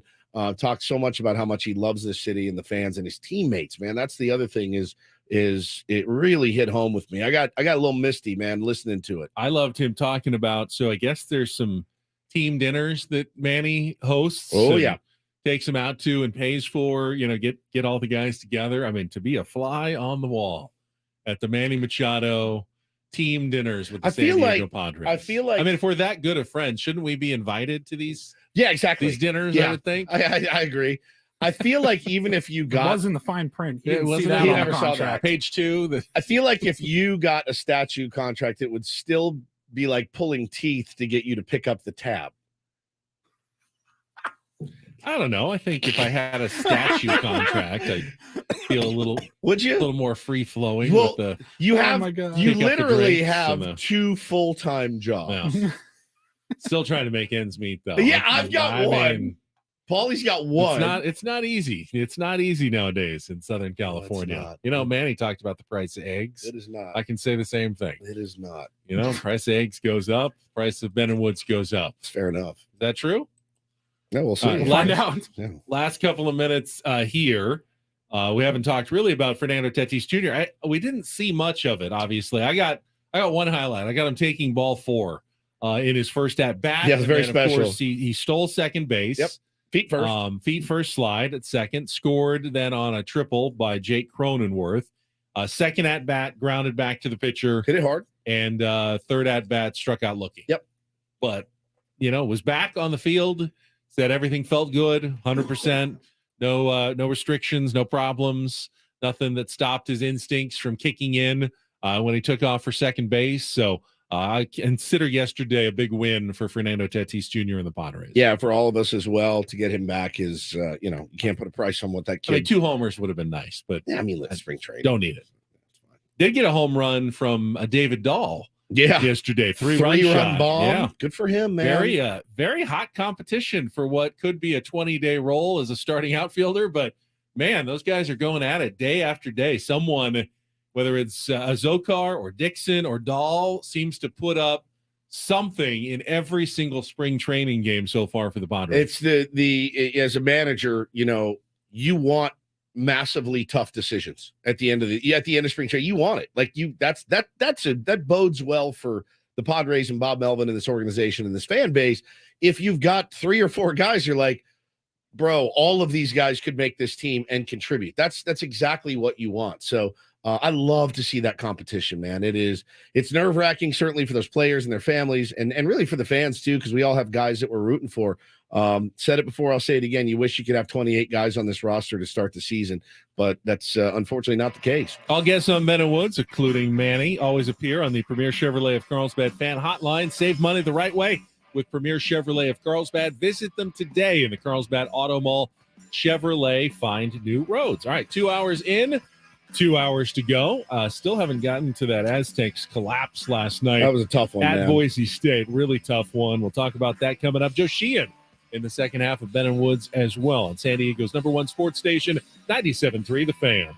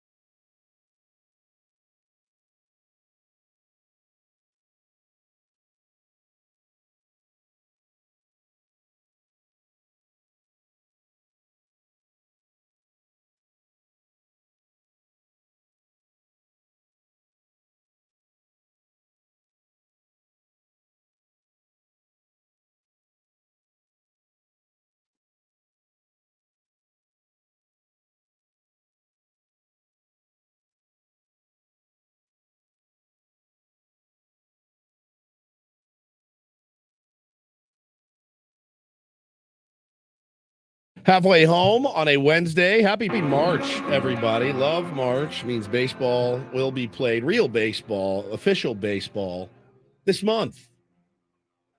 Right? Yes. That is true. Thank you. Not the 28th. It's not generally the month that baseball is most known for. April. March is mostly known for college basketball. March Madness is right around the corner as well. Which now that extends into April, doesn't it? Usually the finals are the first weekend in April. Yeah. Well, we are Ben and Woods. We are lifetime friends with Manny Machado. We have the contract to prove it. We are great people. Great people. We are We great. love the Padres. We are great people. We love San Diego. Yeah, We love all the Padres. true. All All true. true. Yeah, you nailed that. I mean, you're going to be hearing that in a promo so much as make your head spin. So sorry about that in advance. Ben and Woods on 97.3 The Fan. They're great people. Oh, They're they great. love- They love San Diego. They love the Padres. Yeah. Listen to Ben and Woods. There it is. 6 to 10 It's a.m. on 97.3 The Fan. It's already done. It's already done. But yeah, we're having a good time this morning. We got a good second half of the show as well. Thank you so much for joining in. Thanks for making us your morning show of choice. You know, we know there's a lot of choices out there, and we appreciate the tier ones and even the casual listeners as well. Your family to us, so we really appreciate you. I'm Woodsy. That's Paul Reindl. He's our executive producer, and Benjamin Higgins here. I fear my friend Ben may be a bit of a sadist. Do you know what a sadist is? I do. Are Okay. you gonna Ben-splain sadist to me? Someone enjoys the misery and pain of others. That's not me. That doesn't sound like me. Is that wait? You think I'm a masochist? A masochist That- is what I meant. Do you guys that know what a would be masochist is? Someone know what a who mas- enjoys Do I know? their own pain and suffering. Really fun when you try to make a point and it's completely wrong. Masochist is the word I was looking for. No, you're like the least sadistic person I know. Thank you. You are maybe the most masochistic person I know. This guy, Paul, did you see him on Twitter last night? When the Aztecs play, my man over here gets flogged. I mean, just whipped, heel to the, he just gets murdered. Padres fans can have their moments, but the Aztecs fan base can get pretty gnarly at times. I will say that is true out there. They get angry, they get frustrated, and it shows on social media from time to time. I mean, my guy tweets about the Aztecs as they're playing, and last night was a debacle. There's just no other way to look at it. And I understand they were the underdogs going into the game, but man, it was a very, very winnable game. And that team completely just shut down with 5 minutes left. More inbound problems. I mean, sloppy play. They actually looked a little gassed at the end. They really did. They looked like they were just out of gas. I'm trying to put my finger on what to explain how a team that really played well for 35 minutes on the road against a good Boise State team. Isn't that Aztecs basketball of late? We've seen it a lot. We've seen a lack of composure at the end of games. Yes, and you flustered turnovers. You got bailed out last week with the beautiful 3-pointer to win the game. But it should have never been necessary by that Lamont close. Butler at New Mexico. Shouldn't have been necessary. He could have won that game just by taking care of business, fundamentals, not turning the ball over, making free throws. That's the way you need to win games in March. There's an uneasy feeling with 3 to 4 to 5 minutes left with this Aztecs basketball team of late. There's an uneasy feeling. You're like, oh yeah, we've got a lead. All we need to do is close this thing out, Benny. It's Josh Hader in a funk right now. That's what they look like. It doesn't make a lot of sense though. Usually when you see that from a college basketball team, it tends to be like a freshman and sophomore loaded team. Right. Like, hey, they're playing well, and all of a sudden the pressure kind of hits at the end and they lose composure a little bit, get a little nervous, start turning the ball over. The Aztecs are a veteran team. They've got not only seniors, they've got 5th and like 6th year seniors out there who are older players who should be the ones that are taking advantage of the other team, kind of falling apart down the stretch. So it's absolutely a real concern going into March. And last year, it's Creighton in the NCAA tournament game, a 9 lead, and they just fell apart at the end, lose that game. It happened against Arkansas earlier this year, happened against Ada earlier this year, and now it happened against Boise State last. So, yeah, there are reasons to be worried if you're an Aztecs fan. At the same time, I look at this fan base and the tweeting about this team is awful. They're so bad. They don't know what they're terrible. They don't know what they're doing.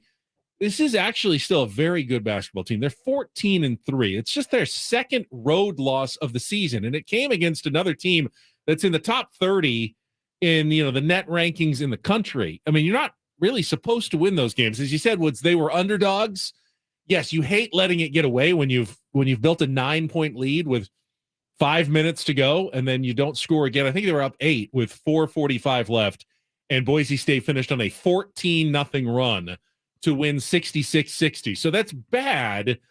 But if you put yourself in good positions, you're not a bad team. If you win, 14 out of 17 conference games in what's been a really tough and deep Mountain West this year, you're not a bad team by any stretch of the imagination. You're a team that has a couple of issues and a couple of flaws that hopefully you can figure out before you play in an NCAA tournament game and could see your season go down the toilet in one, fell swoop in 5 bad minutes. Now, they didn't wreck anything in that game. They only went down, I think, 1 ranking point in the KenPom.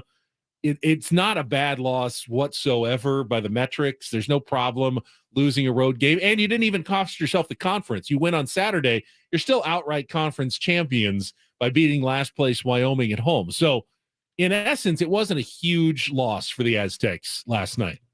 Yes and no. I mean, yes and no. I think not being able to close games down the stretch is a problem. And granted, you're right. I thought the same thing when the game ended. Yeah, this doesn't wipe them out. They can still win the conference. They can still, raise the banner and all that. That's great. And they're still going to be a high seed. Even the committee, everyone's going, well, there goes, now we're a 7 or an 8 seed. No. They're going to look at that loss and go, yeah, losing on the road at Boise, that's not a bad loss at all. That's not a knock on the Aztecs. It's a quad 1 loss. Even the top teams in the country have 3 or 4 quad 1 losses and you're at the end of the year. But the thing that makes you a little bit nervous, I think, if you're an Aztecs fan, is when you get to the Mountain West tournament, Ben. I mean, everybody's hungry. Everybody's hungry. Everybody wants to knock you off, and now they're seeing a little bit of a weakness in your game, and they're seeing that, hey, man, if we can just keep it close to the last 3 to 4 minutes, keep it within 10. Keep it within 10. Even if we can keep it 8 to 10 points, we can absolutely beat this team with 3 to 4 minutes left to play. And it's been constant. And for somebody that didn't watch a ton earlier in the season, but has watched a lot as of late, it's definitely a glaring thing right now. And I don't know how you fix it. It's because it doesn't make a lot of sense. It's much harder to fix a problem that doesn't make sense, right, than one that, some teams have weaknesses that they need to work on. Yeah, we're a poor shooting team. Well, you got to go out and just keep shooting until you figure it out. But when you're a veteran team that plays with a lot of composure and forces a lot of turnovers and generally wins the rebounding battle, and then you lose a game because you lost your composure and you committed a bunch of turnovers and you got out rebounded, that's weird. That's losing in a way that doesn't make sense for your team and how it's constructed. But my man last night, Paulie, tweeted this. Aztecs are 3 minutes, 52 seconds of good basketball away from an outright Mountain West title, leading Boise State by 4. Well, then what was it? What was the run? 14-0 to end the game. 14-0 to end the game. 4 minutes. It was already a 4-0 Boise State at that point on a they made a free throw, then missed a free throw, and it got a long rebound and made a 3. So it was a 4, went from 8 to 4, just like that. That's probably when most Aztecs fans started getting really nervous, when the lead was cut in half on one possession. Yeah, Sharon says, gosh, Ben, you spoke way too soon. And Dale says, bro, you serious? And then Chris says, things have not been great since this tweet, Ben. And then you get, thanks, Ben. Nostra dumbass.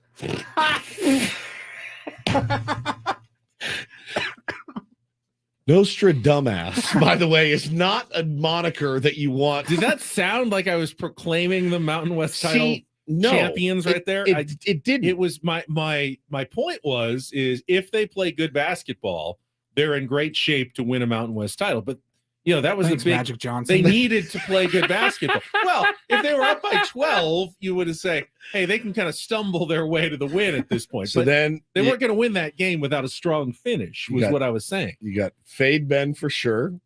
I can assume this will be the don't do this for tomorrow. Oh my.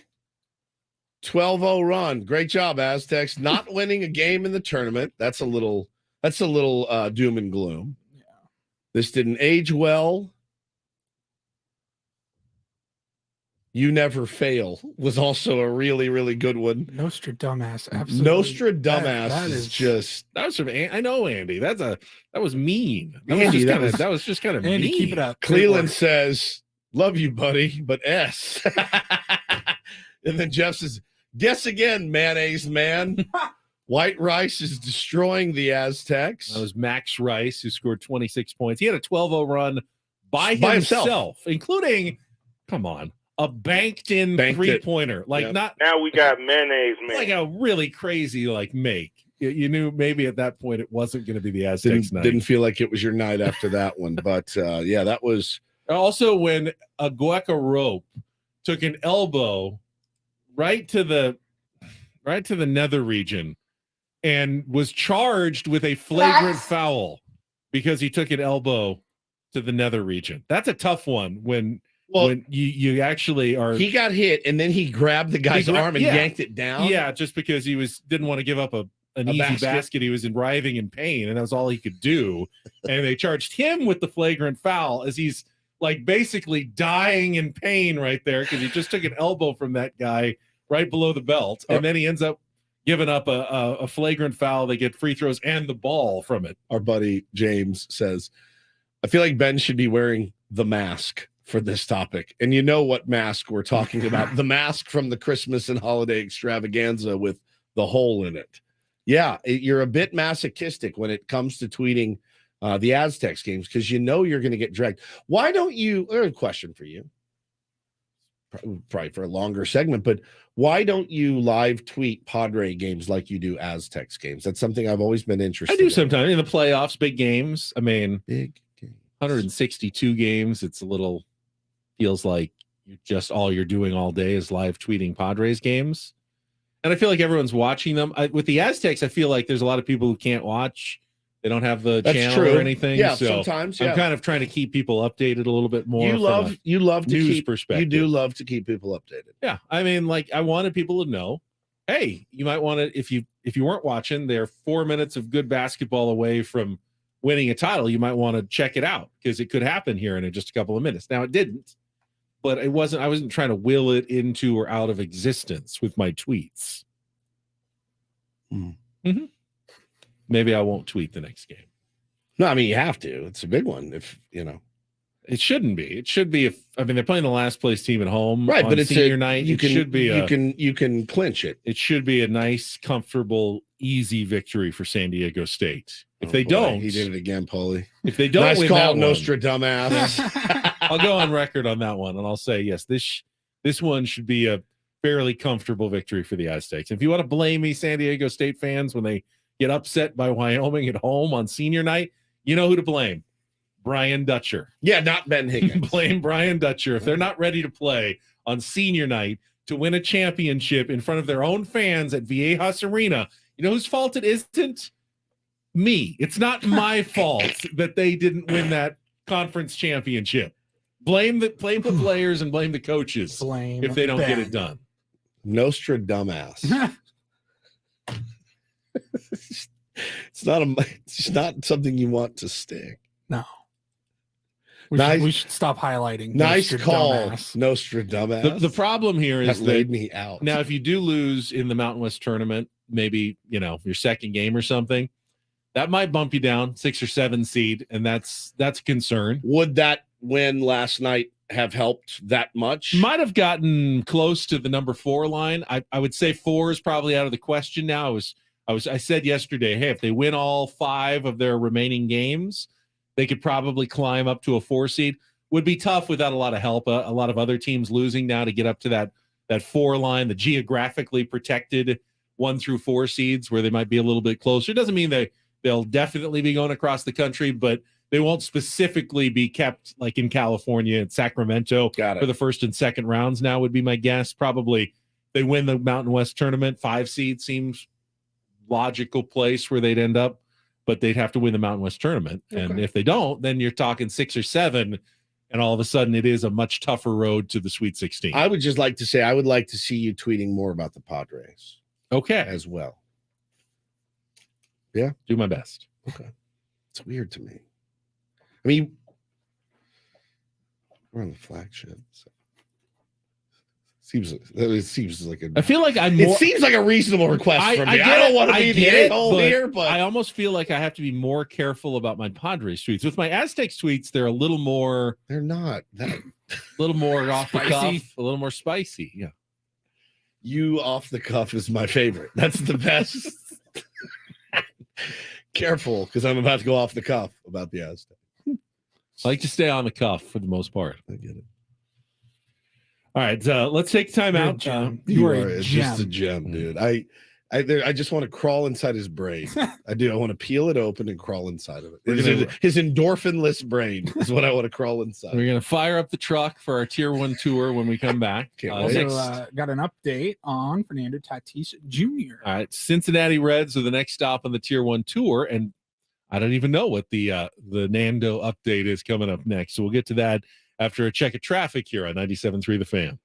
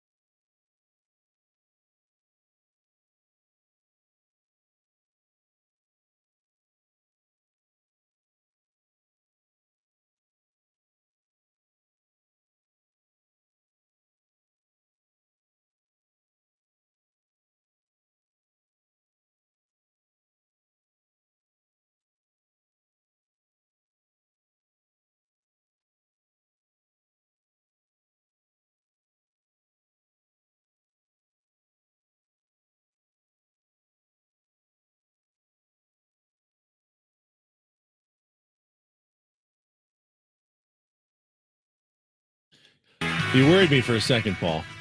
Just an update on Fernando Tatis Jr. Yeah, he's a day after, stealing second base. His wrist fell off or something like that. But the news is not bad. No. On Fernando Tatis Jr. We're, What is we're our conditioned updates? a little bit. Yeah, a and little that's bit. fine. It's going to take some time. Yeah. So whenever, fire away. Ready for it? Yeah, whenever you're ready. You're the update guy here. All right. Well, All right. Padres manager Bob Melvin was asked about Fernando Tatis Jr. and he had some comments about when we will see him on the field. We saw him at DH yesterday. When's he going to play in the outfield or in the infield? Here's what Bob Melvin had to say. Felt good. Next time he'll have today off, and then he'll play in the outfield tomorrow. Oh, As far as testing the shoulder, it looked like Get him scanned. not tentative at all, at least on that first swing. No, nor the base running part of it too. So he just wants to go out there and play instinctively, and that was all part of, trying to get him, take him through all the, as we talked about, check the boxes to make sure that he knows how everything was going to feel before he got out there. Along with the big solid swing, and also you mentioned the stolen base. He actually had to use that left arm to keep himself close. So I guess some good signs that he's not worried about the shoulder at all. Yeah, I think that the stolen base, came into play for quite all his, his surgeries. So whether it was the wrist or whether it was the shoulder, I think, there's a certain security you feel in knowing that you get out there and you test it right away. And I'm good with him not doing it. I'm season, reading so. a big this kid is going to be the death of me vibe from Bob Melvin in that answer. Much like how I talk about my own children, I feel like Bob has a little bit of that. I love him. He's amazing. But I would do anything for him. I'd take a bullet for him. That said, he's going to put me in the grave. But I'll make all my hair gray before the end of this is over. And now I'm really getting the full Fernando Tatis Jr. experience this spring. Bob's like, I realized it was much more peaceful without him when I was here the last couple of spring trainings or whatever. Oh, man. I can't imagine he was given the steel sign. No, he was not getting, bro. When he took off Bob's taint probably just swelled up and was like, oh God, no. What are we doing? But he's like, I mean, Maybe this you is hear the first baseman runner, and what? Oh my God. All right. You did it. You've proven you can do it. Stop running. For the love of God.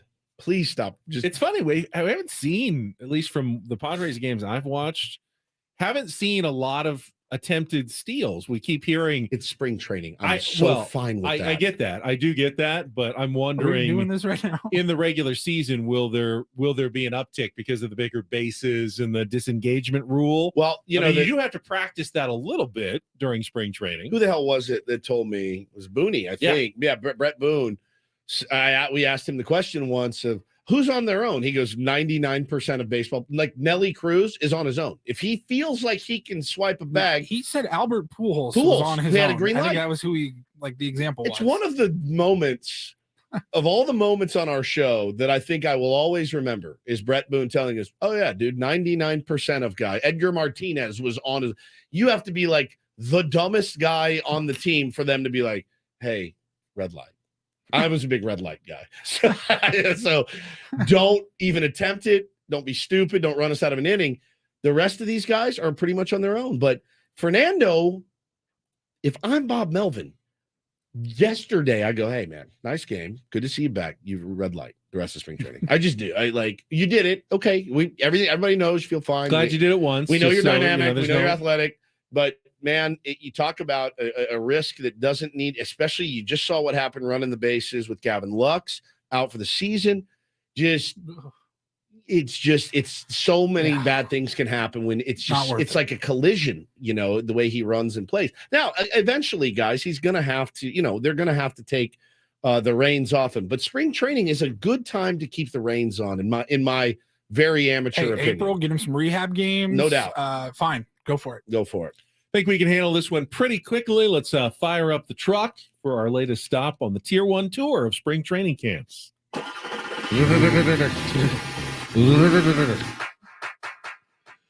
we go to it's never not me laugh. Little Ohio, Oh, my the spring God. training complex in Goodyear, Arizona, home of the Cincinnati Reds and Cleveland Guardians. The Reds, the next team on the Padres schedule. We're into early May now in their opponents, and I think we can go fairly quickly. The Reds are not going to be very good this season, Woods. They're not going to be very good, but dare I say, Mr. Glass half full, they do have some players that you want to see. Hunter Green, they're probably going to be their one in their starting rotation. Throws very, very hard. There's another kid that they have by the name of Graham Ashcraft. I've seen a couple of bold predictions that Graham Ashcraft will be their lone representative at the All-Star game, so they're very high on him as an arm. Yeah, man, it's tough. It's tough to be a Reds fan right now. Obviously, you have fan favorite, Ben and Woods favorite, baseball favorite, Joey Votto, who's on the comeback trail. Had some surgery. He's going to be hopefully healthy and hit 205 last year with 319 OBP, 370 on base percentage. So, he wants to bounce back from that. That was not a good season for Joey Votto. And this is a bold prediction. I feel like he is going to bounce back, and I feel like he's going to get moved at the deadline to a contender, which would be for Joey tough because does he want to go? I mean, he loves Cincinnati, and he's got said 10-5 rights, I assume. Yeah, I would assume he can nix anything if he doesn't want to go anywhere. But I do wonder, man, if that chase for a playoff run, a World Series ring, might be too. Especially if he's playing well, Ben, it might be too much to say no to. Jonathan India is another interesting player they have. He won Rookie of the Year, didn't he? Or he was really close a couple years ago. Yeah. He had a really bad so, sophomore season, but he'll be looking to bounce back. He's a fun player. It's just tough, man. It's Padre fans that have lived here their entire lives and have been fans of this team. They can certainly relate to what the Reds are running out there. Not anymore, but you almost feel for them. You feel for them because you've been there.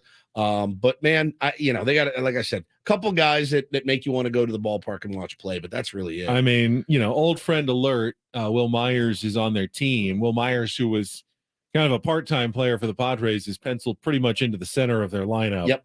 Which kind of tells you what the status of the Reds lineup is. They do have a pretty good catcher in Tyler Stevenson. Yep, he's kind of looking to bounce back as well. Not a bad player as well. So, but obviously the projections are not great for the Cincinnati Reds. And we also talked earlier in the week about there's those teams on your schedule where just winning 2 out of 3 probably isn't enough. I think the Reds are one of those teams. That's a team you got to look to put your foot on their throats and take their soul a little bit. Just heard from Bob Melvin a little bit on Fernando Tatis Jr. What else came from the manager's scrum this morning? We'll check in with Sammy Spring Training. Thank him for his interview with Manny Machado as well. We'll do that when we come back with Ben and Woods on San Diego's #1 sports station, 97.3 The Fan.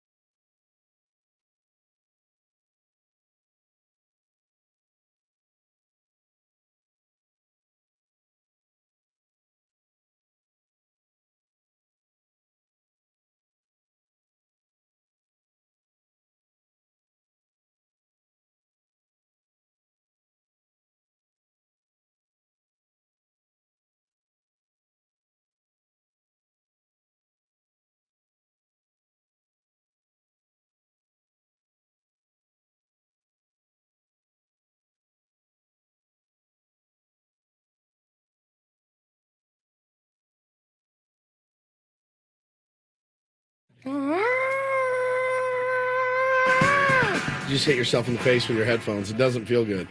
Yeah, I think you got that on camera, by the way. If yeah, anybody the wants wheel to chop was- that up.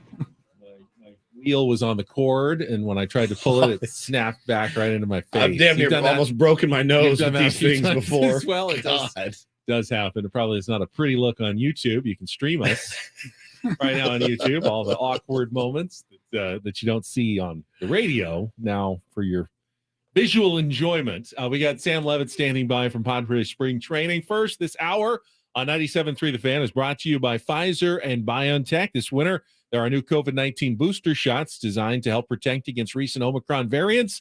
If it's been at least 2 months since your primary series or original booster schedule, your updated COVID-19 booster dose at vaccines.gov, sponsored by Pfizer and BioNTech. And we'll head out to Peoria, Arizona once again after a check of traffic here on 97.3 The Fan. From the Premier Chevrolet of Carlsbad Traffic Center, part of the Premier Auto Family, here's Kelly Danick. It's been a pretty busy morning, guys, and we are far from over at numerous spinouts. Got one near the Fletcher Parkway off-ramp, eastbound 8. Also a spinout reported westbound side of the 56. This is just before Carmel Valley Road. Not showing if any lanes are blocked. Now, traveling out of the South Bay, northbound side of the 5, they cleared an accident near E Street, but still seeing some residual slowing. It's going to continue to stay pretty tight after that, all the way up toward the Golden Triangle. Yeah, don't expect much relief on our very wet roadways this morning, guys. You just want to continue to please take it extra carefully. Give yourself plenty of extra time, and as I've said before, have your headlights on so other drivers can see you. I'm Kelly Danick with Ben & Woods, San Diego's #1 sports station, 97.3 The Fan. I'm going to tell you, those guys back in the studio, they're going to go with it. They're going to say, you know what? They can say it. They can say it. It was a little piece of it, you know, because they're part of it. So yeah, it was awesome, man. They're amazing people, and you know, they love San Diego, they love the Padres, and you know, we're gonna love them back. Oh, thank you, Manny. I love you forever. Feels kind of good, I have to admit, and we owe a big thank you to our next guest on our Premier Chevrolet of Carlsbad Fan Hotline. We've been getting daily updates from Sammy Spring Training out in Peoria, and Sam Levitt joins us once again here on 97.3 The Fan, our pre- and post-game show host. Good morning, Sammy. Good morning, guys. So my question is, are you going to put the new photo with the quote, Manny Machado on Ben & Woods, they are amazing people? Is that going to go in the studio? Is it going to go inside the Higgins and Woods and Reindl households? Where are we putting the new photo? I'm getting a tattoo of it. I'm a great person.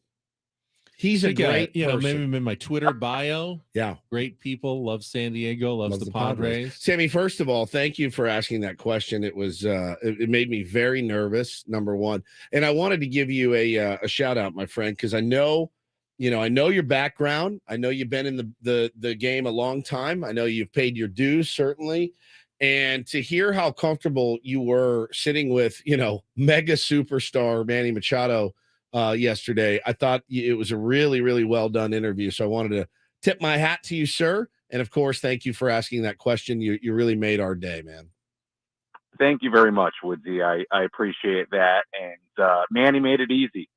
You know, he was a great interview yesterday, as was AJ Preller. And it was an awesome day yesterday. It was a day full of news, no doubt about that, between the official Manny announcement, Fernando coming back and playing, what he had to say after the game, and then, you know, the Joe Musgrove news as well on the unfortunate side. But I appreciate that. And, you know, those guys made it easy yesterday. And a great job also by Coach and Braden back in the studio setting me up. So I appreciate that. Now, we got a tweet. We were just talking about Fernando yesterday, and you were at the game and you got to see him play. And it's, you know, it's so cool just to see him stride to the plate.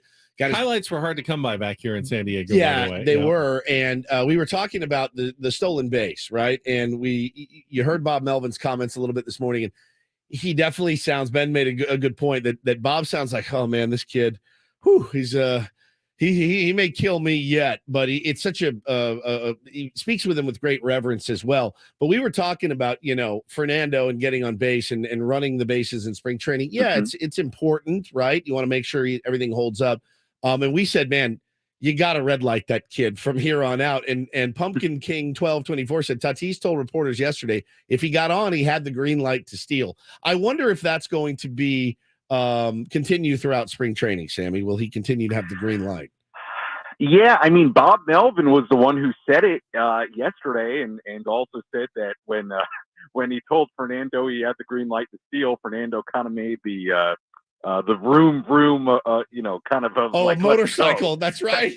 So I so that was, it was but I don't know, if the Padres are going to are going to advise him, at least in these spring training games, ultimately to just take it easy. I mean, I guess there's two sides of the coin. You absolutely don't want any risk of an injury or a re-aggravation of anything, but you also want Fernando to be the player he is. He talked about that yesterday after the game, about feeling, natural out there. And, but the good news, beyond, what kind of green light he has or whatever else, is that he feels great. And he said that after the game. Everything feels great. Shoulder, wrist. Bob Melvin seemed very happy, both yesterday after the game and this morning. He's going to have today off and then play the outfield tomorrow. So he continues to progress, just like the Padres would hope. But I agree with you. It will be interesting to see.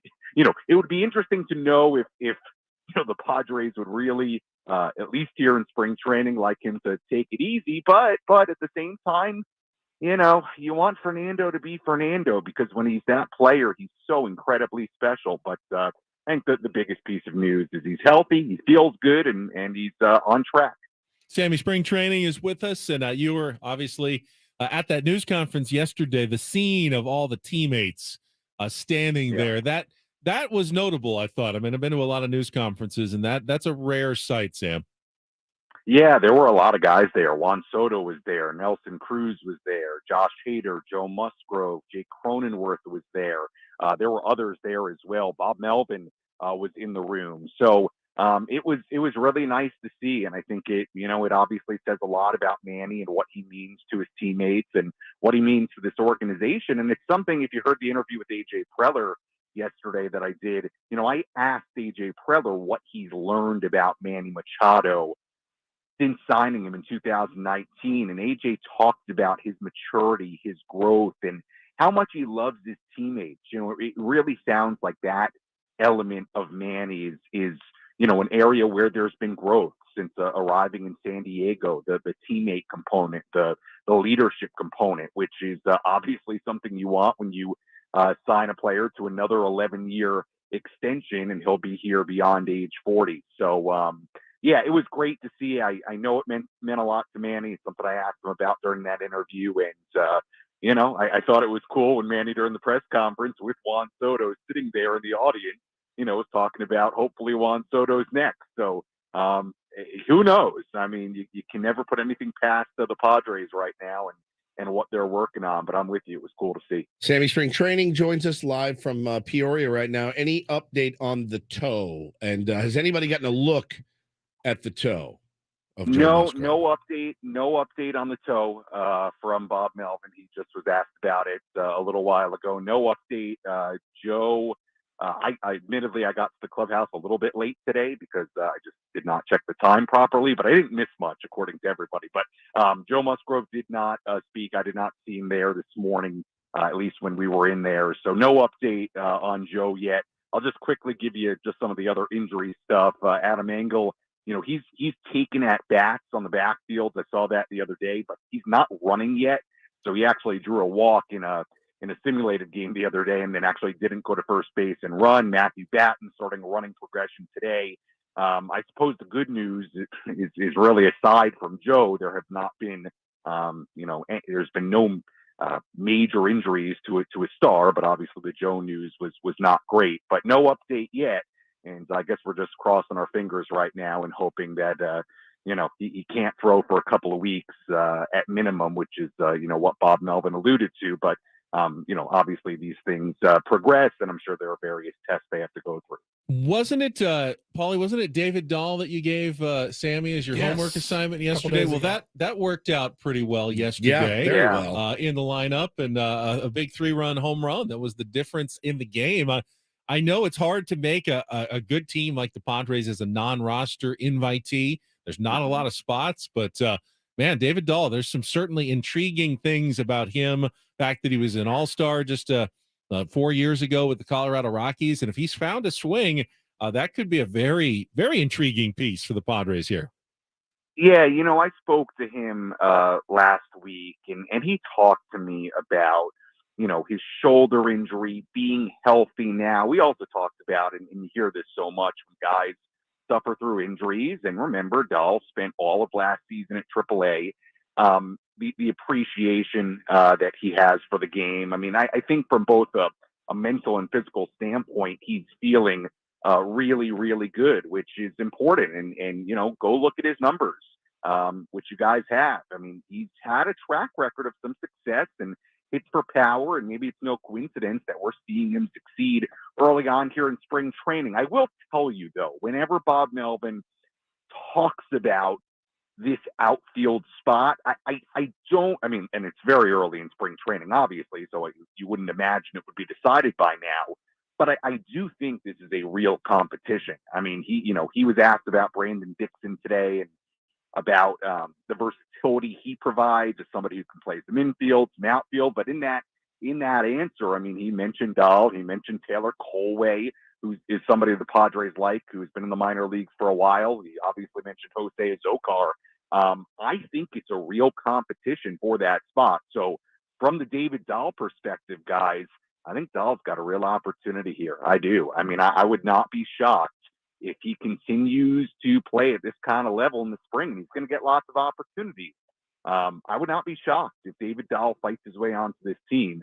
And look, it may also be a situation where they look at the options and beyond what he does in spring training. The Padres may look at it and say, you know what?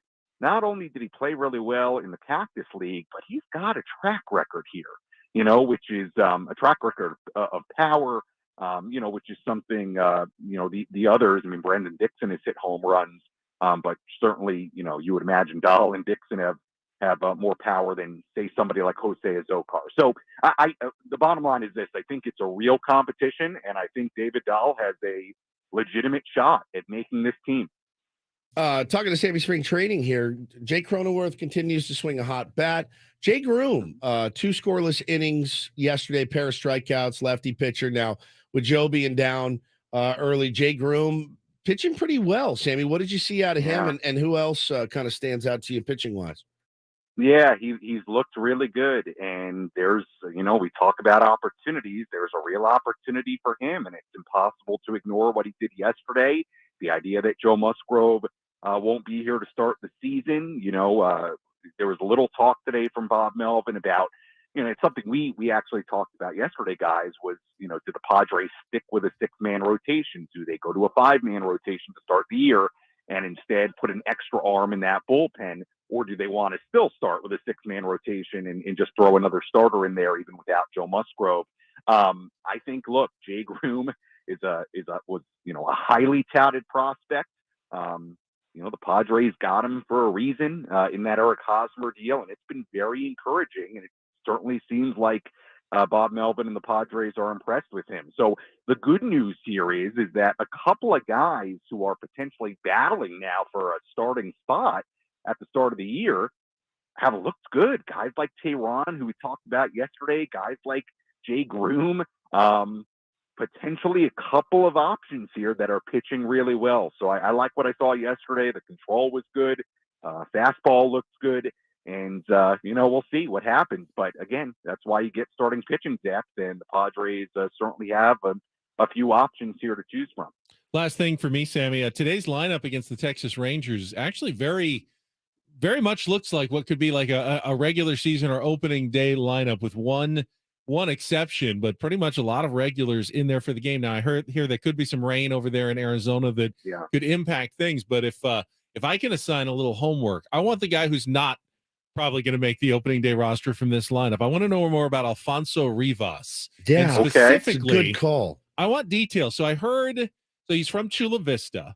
And I heard the story that when he was born, his mom didn't make it to the hospital, and he was actually born on the side of the 805 freeway here in San Diego. Wow. And if he's got any details on that, I'd like to know. I don't know that he remembers. He won't remember, but I'm sure the story gets told in it was a rainy family circles, and maybe he's got something interesting on that for you, Sammy.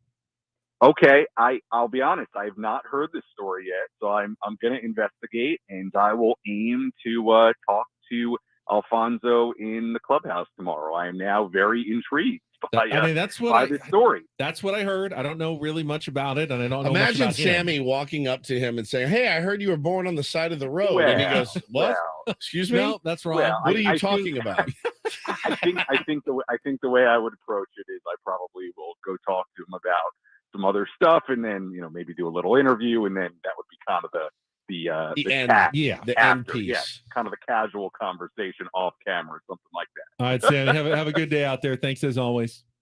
All right, guys. Thanks so much. Sammy Spring Training. Sam Levitt on our Premier Chevrolet of Carlsbad fan Hold hotline. on. Save Remix. money the right way with Premier Chevrolet of Carlsbad. Visit them today in the Carlsbad Auto Mall. Chevrolet, find new roads. Save that one for sure. I was going to go Sam Levitt, then I was going to switch it to doing it Sammy again. Spring You're Training, and backhanding. You're doing the backhand when it's hit right at you. It's hit right at you. It's a four hopper right at you. Tried to make it too You don't have to complicated. backhand it, Haas.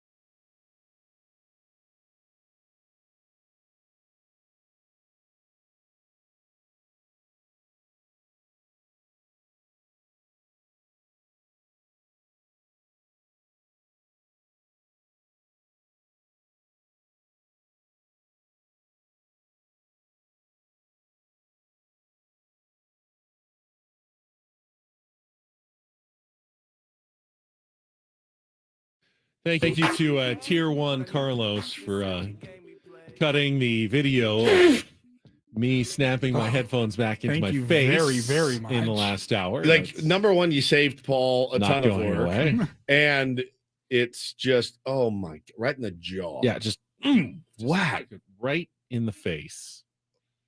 I've told you, I hate getting hit in the face. It's my least favorite thing. I've got the flinch reflex because I don't like to get hit in the face. Well, who does? Yet I just did it.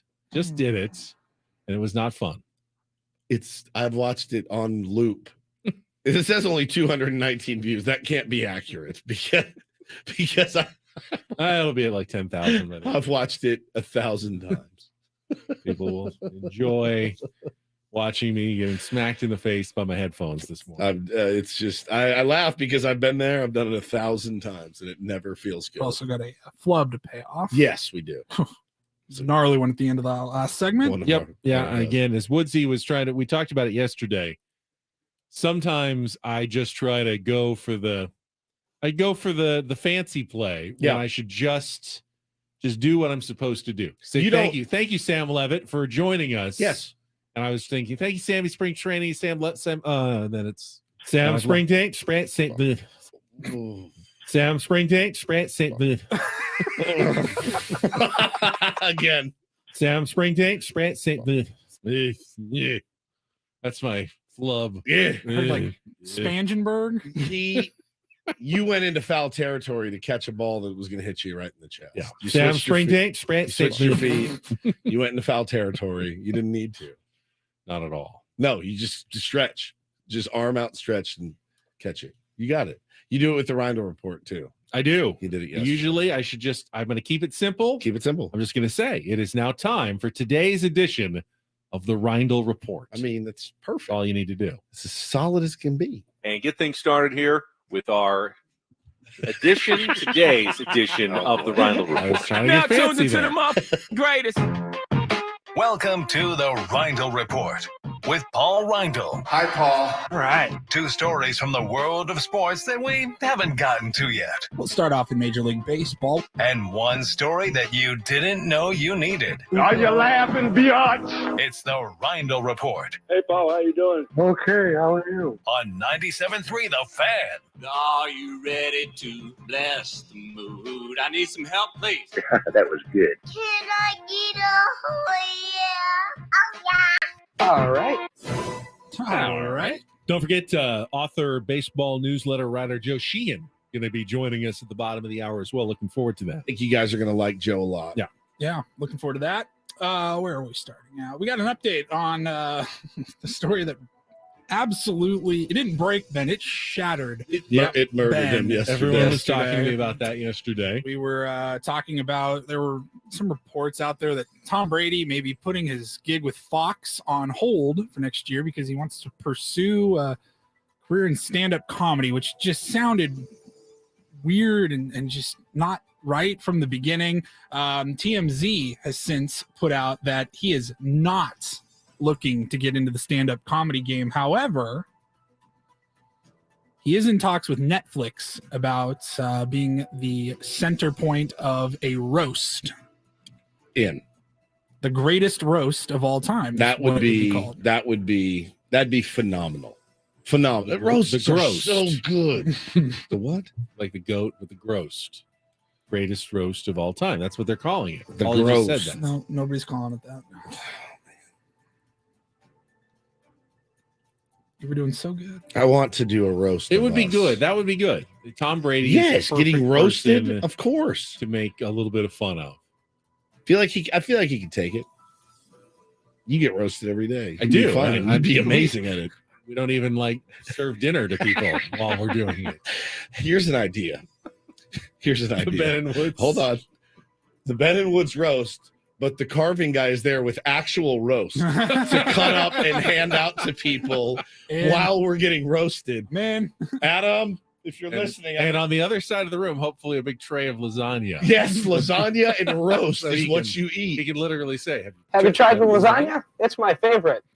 And just cutting up It's right over there. roast we, need, at our roast. we would need dessert. Do you like hot fudge sundaes? We For do. dessert. Yep. Who's question?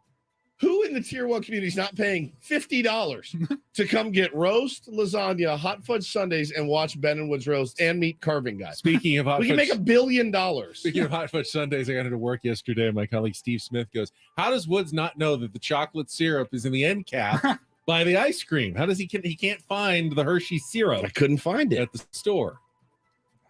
I don't. We don't drink a lot of syrup at our house. So good. All right. Next up, I want to do the roast bit. It's all I'm going to think sports. about for the next month. Got a story here about Michael Jordan.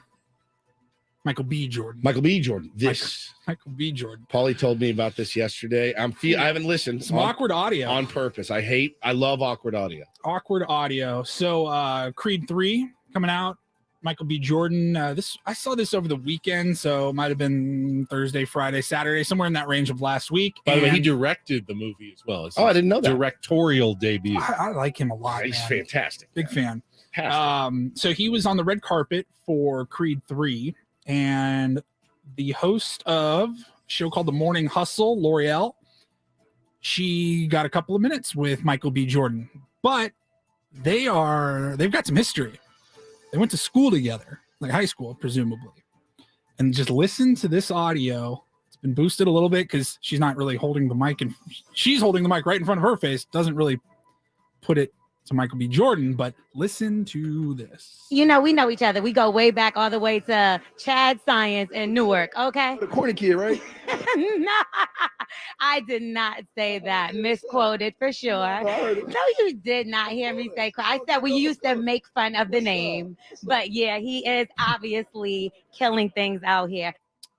I'm here with Michael B. Jordan. You go, oh, the corny kid, They right? called him corny because he had the same name as Michael Jordan. And she's trying to brush it up. She's downplaying. very uncomfortable. Like, No, we did no. not we just, pick on we you just in high had fun school. with the name, Yeah, we weren't- the name thing, which is We weren't obviously an easy picking on target. you. And he goes, no, I heard it. I heard it. I heard it. You can hear him in the back. So what's up then? What's up? Oh, God. We know each other. We go way back all the way to Chad Science in Newark, okay? The corny kid, right? No, I did not say that. Misquoted for sure. heard it. No, I heard you it. did not hear me say. I said we used to make fun of the name, but yeah, he Oh, is God, it's so obviously uncomfortable. killing things out here. Ooh. Do you remember the name of your bully? Everybody has one. Oh no, I had many more. Oh, you sad. I don't know why I laughed. Steven. No way. Oh, is it me? Steven. You remember? There was an Eric. There was a few of them. Yeah. They still around? I'm sure they're still around. Do I keep No. in close contact with them? No. Like, are they around here? Like, do you ever run into No, them? I don't think so. You wouldn't have to like interview them or something. What about you? I didn't really have. I I had like remember- one in what was- elementary school, I Yeah. guess. You've told us about yours. Oh yeah. I mean, I've had a few, but there was a group of like 4 that was gnarly. Like, Who was the one with the weird name? You well, told there us was about Roy Friend. Roy Friend, Bro, yes. Roy Friend is in prison. I'll bet you Do you just $1,000. assume No, I'll that, or bet you you just- $1,000. No, I assume it. He was the scariest MFer you have ever laid eyes on. And I was in 6th grade. I think he was in 8th. Probably the CEO of a biotech company. Absolutely not. There is no. That dude is doing 25 to life for selling methamphetamine. There is no question. No question. And then it was the worst. It's the thing as a dad, I'm like the worst, most scared of because my son's very sensitive, Now, dude. Ben could legitimately like run into one of his Yeah. former bullies. Yeah, like, I in the won't see grocery I store. won't see mine I don't think But I'll be seeing mine. They would all be very nice to me now. because you're famous. Probably. Yeah. And pretend like they weren't so mean in high school. Everyone's kind of mean in high school. They try to get Padres tickets from you, Yeah. probably. But Yeah. but you know what? It's nice to know that someone even like Michael B. Jordan, Yes, as sharp and handsome and wasn't the absolute coolest kid in high school. Isn't that good? That there's I know. always potential for all of us to eventually be the cool kid in life. Let's put it- Maybe in 10 years I will be the cool kid at some point. I doubt it, but let's put it this way. If that was the worst he got was being called corny, I had it way worse with Roy Friend, who thrashed me in the lawn in front of everybody. If anybody can find Roy Friend, I can see how it'd be a bit of a grind to have the name Michael Jordan. 100%. Growing up in high school when, probably Michael Jordan's still playing basketball. and Yeah, it's but like, I mean, oh, it's Michael not Jordan. the worst thing ever. Oh, you have the name of the greatest basketball player of all time. You're so lame. Like, it's not that bad. Corny. It's not like being in high school right now. Your name's Harvey Weinstein. Like, yeah, I'm gonna change my name legally right now, immediately. Little Harvey Weinstein. I was like, just let me live, dude. Harvey I just want to Weinstein, get through this. Oh, that's good stuff. And finally, kind of got to dance around this one. I didn't even know I was going to bring it up, but Woodsy wanted to talk about Me? it. No, this is your segment. No. This is the Reindl Report. no. This is the Reindl Woods Report. wants to have his cake and eat it too. Got a new Netflix documentary. Just don't say the name. Yes, new Netflix documentary coming up on March 15th. And it is about a website. The Hub, if you will. The Hub. The Hub. I mean, it's Glamping Hub. Ben's is Sports Hub. Aztec Hub. The hub of all hubs. That Just the hub. Quite yeah. frankly, it's like I think in the top 3 most correct searched websites on the planet. So everybody knows what we're talking about. So the company was founded in 2007, and the documentary is apparently it's going to kind of go start to finish how it rose to such massive popularity. That's a nice play on words, Paulie. Yeah. I heard it too. Yeah.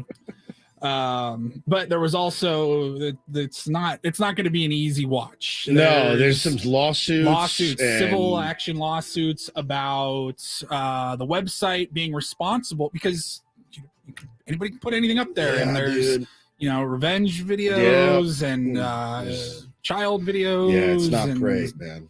Trafficking. I don't frequent stuff. that one.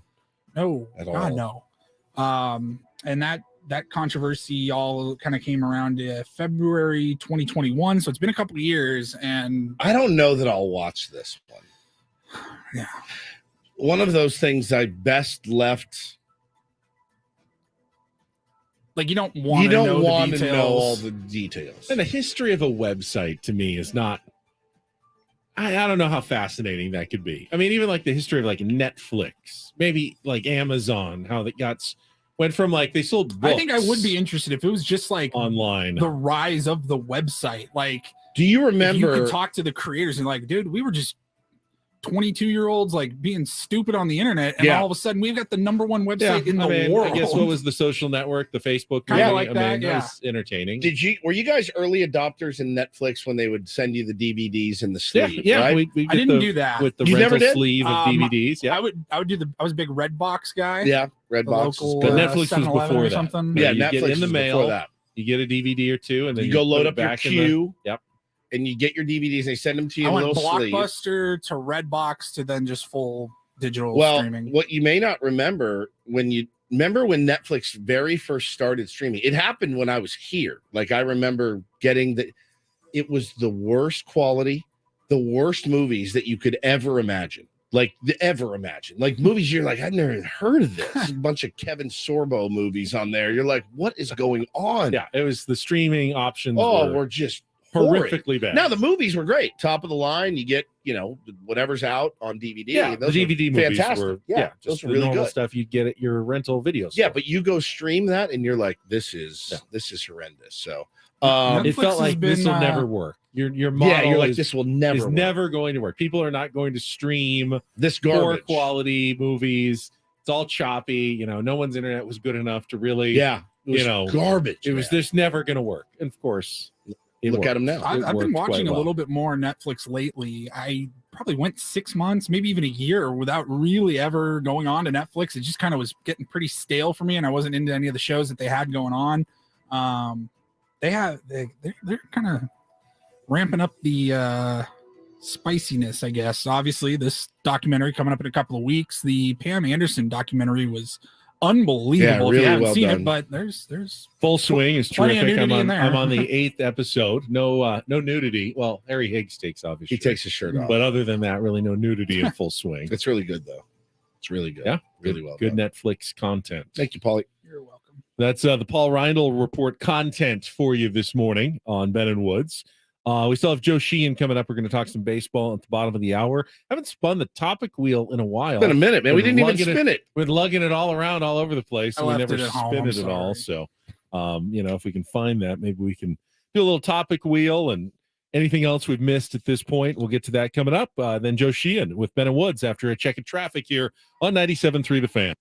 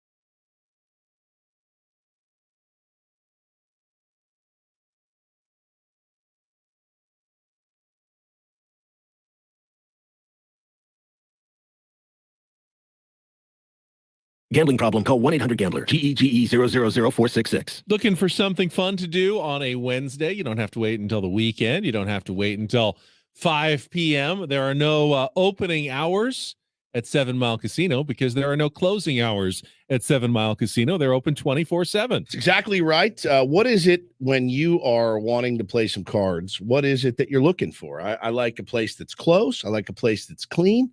I like a place with friendly dealers and no smoke blowing around. No slot machines is a really big one for me. Those things drive me batty. They really do. When I go to Vegas, Ben, or if I go to any casino and they got slots, I go nuts, man. The sound just makes me crazy after a while. So it's everything that I'm personally looking for. I think you guys will enjoy it too. Yeah. By the way, 7 Mile Casino is not your typical card room, which is kind of dank and rectangular. They've got TVs all over the place. There's windows. It's upscale. They get a full bar. If you want to eat at the table, you can order from Sammy's. You eat right there. You actually get a 35% discount while you're playing. That's so genius. Take advantage of that while you're playing some Texas Hold'em poker. Get a sandwich, get a pizza, whatever it is. You're really going to enjoy yourself when you head down to 7 Mile Casino. That's exactly right, my friends. Big year 2023. We're going to be at Petco Park a lot. The good news, pre-game, post-game, it's a perfect spot, man. Just 7 minutes away. Check them out for yourself at 7 Mile Casino, just minutes from downtown.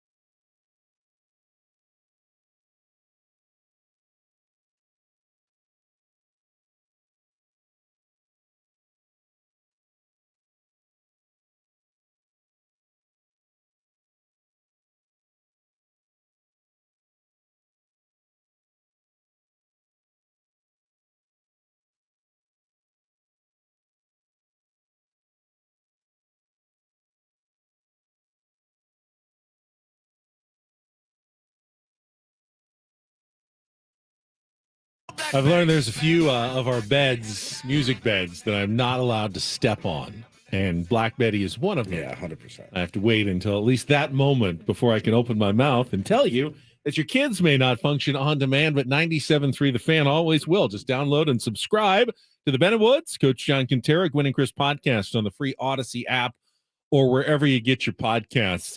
Didn't mention it yet, but they did announce yesterday the folks at the Holiday Bowl are going to be putting on a new college basketball tournament in San Diego.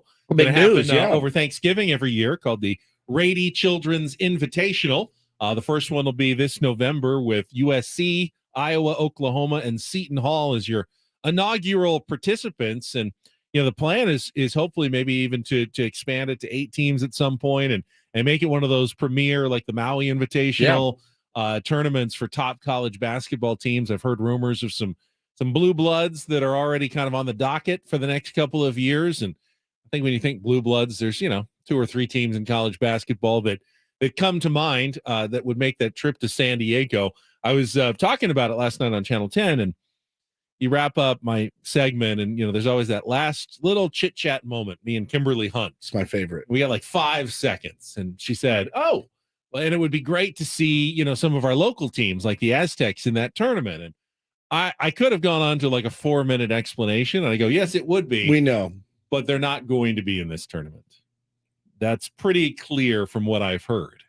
And the reason is not because of the Holiday Bowl. People wouldn't love to have the Aztecs in their tournament. No one wants to play San Diego State. Yes. On a neutral court in San Diego. I mean, it's hard enough to get teams to come and play at Viejas Arena. At the very least, that's a road game. If you lose that one, all right, we lost a road game to a San Diego State team. That's probably not going to hurt us. But then if you lose a neutral court game to San Diego State, but you're really probably playing in front of a bunch of screaming Aztecs fans, it's going to feel very much like a road game, but it won't count as a road game. So no one wants to come play in the tournament and have the risk of having to face San Diego State, which means in order to get the other teams to come, you can't invite San Diego State to play, which is kind of a bummer. But the Aztecs already have a rotation. They play in Maui every 4 years. They play Maui, they play the Wooden Classic, they play the Las Vegas Invitational, and they play the Diamond Head Classic, which is the other tournament in Hawaii. And they've pretty much rotated around that for the last 8 to 12 years and probably will for the foreseeable future. So, you won't see San Diego State, but we might see some other big-time college basketball teams coming to San Diego every Thanksgiving. It's good for San Diego. So that's good for tourism. Thanksgiving's not a time that a bunch of hotel rooms are usually filled. If people travel, they're usually staying with relatives, and this will bring some college basketball fans out during a slower time of the year. So great news. Good plan, and looking forward to the first one coming up later this year. All right, do we have the topic, Will? Is it ready? It's back. It is back. Yeah, we never even used it. Set up here, ready to go. Let's do it. All right, let's spin it.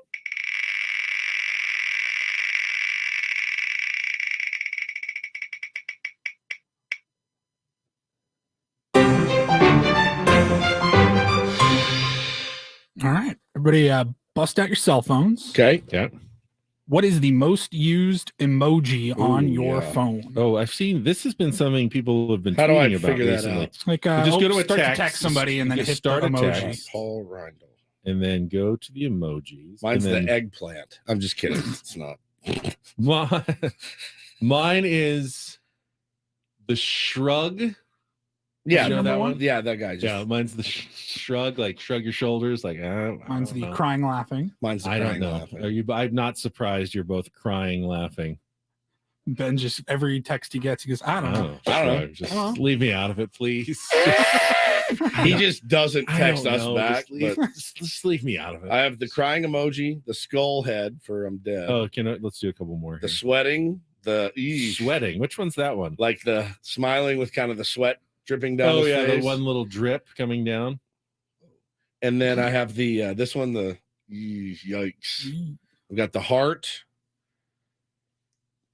Yeah, I mean, mine are pretty All right, standard. I've got shrug, thumbs up, Ben has the eggplant and the peach right next to sigh. each other. I got sigh. What's the sigh one? That's kind of your Show me. Just show me. I think I know what You're you right want. in front of me. third one there from the bottom, from the top. Oh, that's like sad. Yeah, that's like No, that's sigh. down or side? This one. Oh, that's sad. No, it's sigh. No, that's sad. If I type the word sigh, That pops up? that's what That's pops up sad, when I isn't replace it. That looks like a sad sigh. That's supposed to be sigh. You send that one a lot? Yeah. Yeah. Sometimes. Yeah. Sigh. Any context you want to provide? No, not really. All right. You good? Yeah. Everything good? We're here for you. I'm good. Okay.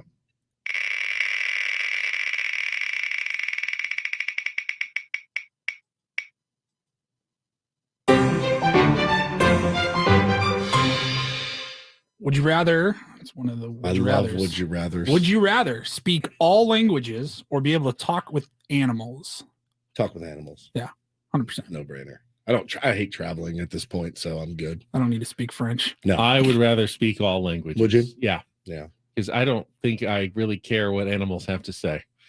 What kind of conversation would you have? I mean, I think I'd even get tired of talking to my own dog after a few minutes. No, I kind of I like the need it. fact. I Hey, kind of like the the hell fact outta that there. What are my you dog doing? can't say anything to me. If my dog all of a sudden could start talking to me, Yeah, don't think God, I'd he's want my right. dog anymore. He's Really? right. You're trying to sleep, and then dad, Yeah. dad, dad. Gotta go to the bathroom. Gotta go to the bathroom. Gotta Gotta go to pee. the bathroom. Oh my God. Yeah, it's hard enough. Hungry, with kids. hungry, You're hungry, right. I'll hungry, hungry, I'll go hungry. I'll go all languages. I'll switch mine. I'm switching mine. You've just convinced me. And then you're just Sticking with walking the around. I need less noise in my home, to be honest. So you're with you. walking outside, the birds, instead of chirping, you're going, gonna poop on you.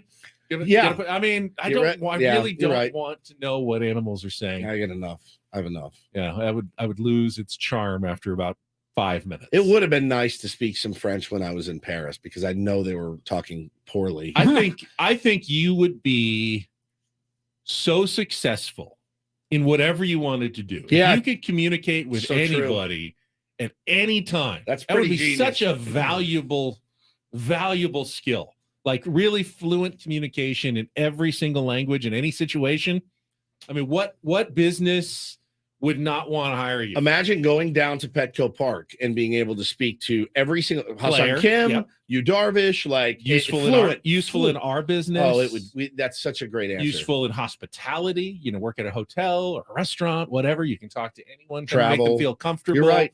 Wherever, whenever, international finance, everything you would be good at if you could speak every single language. Yeah, I agree. You made me. not only did I pick the different one, I convinced you both. You sold me. that I was Paulie, right. I stay love with the that. animals. I'm sticking with the animals. I think it'd be a lot more fun.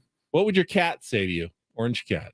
He's dead. Oh, that's so sorry. Appreciate you bringing that up. What's your new cat called? We have two. Well, we have Manny Meow Chado. Oh, yeah, that's right. Also a lifetime contract. And Tiger Woods. Tiger Woods. Little Tiger.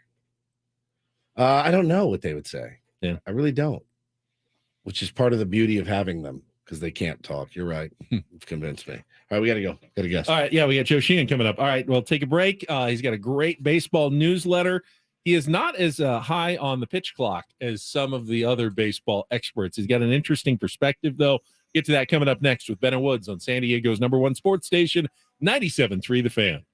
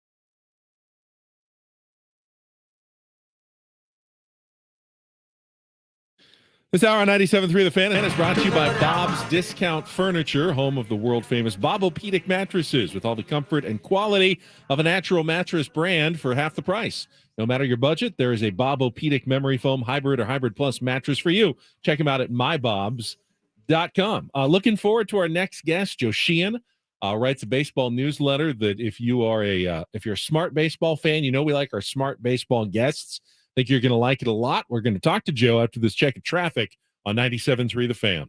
From the Premier Chevrolet of Carlsbad Traffic Center, part of the Premier Auto family, here's Kelly Danick. Traffic is sponsored by Viejas Casino and Resort. Well, either folks are being extra careful on the roads, or a lot of folks have decided to maybe work from home today.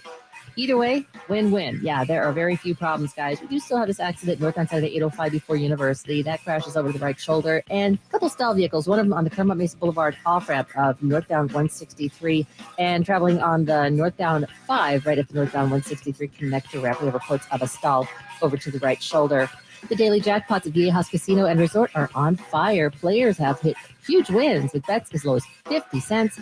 Check out their jackpot winning smiles on the Viejas Facebook page. You want to join them? Who knows? The next jackpot winner could be you. Viejas Casino and Resort.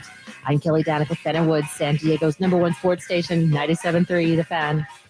All right, joining us right now on our Premier Chevrolet of Carlsbad Fan Hotline, author of the Joe Sheehan newsletter covering Major League Baseball on a daily basis. And I have not talked to Joe in a while. I met him probably 20 plus years ago through our mutual friend, Craig Elston. Joe, it's good to have you on with Ben and Woods here on 97.3 The Fan. How you doing, man?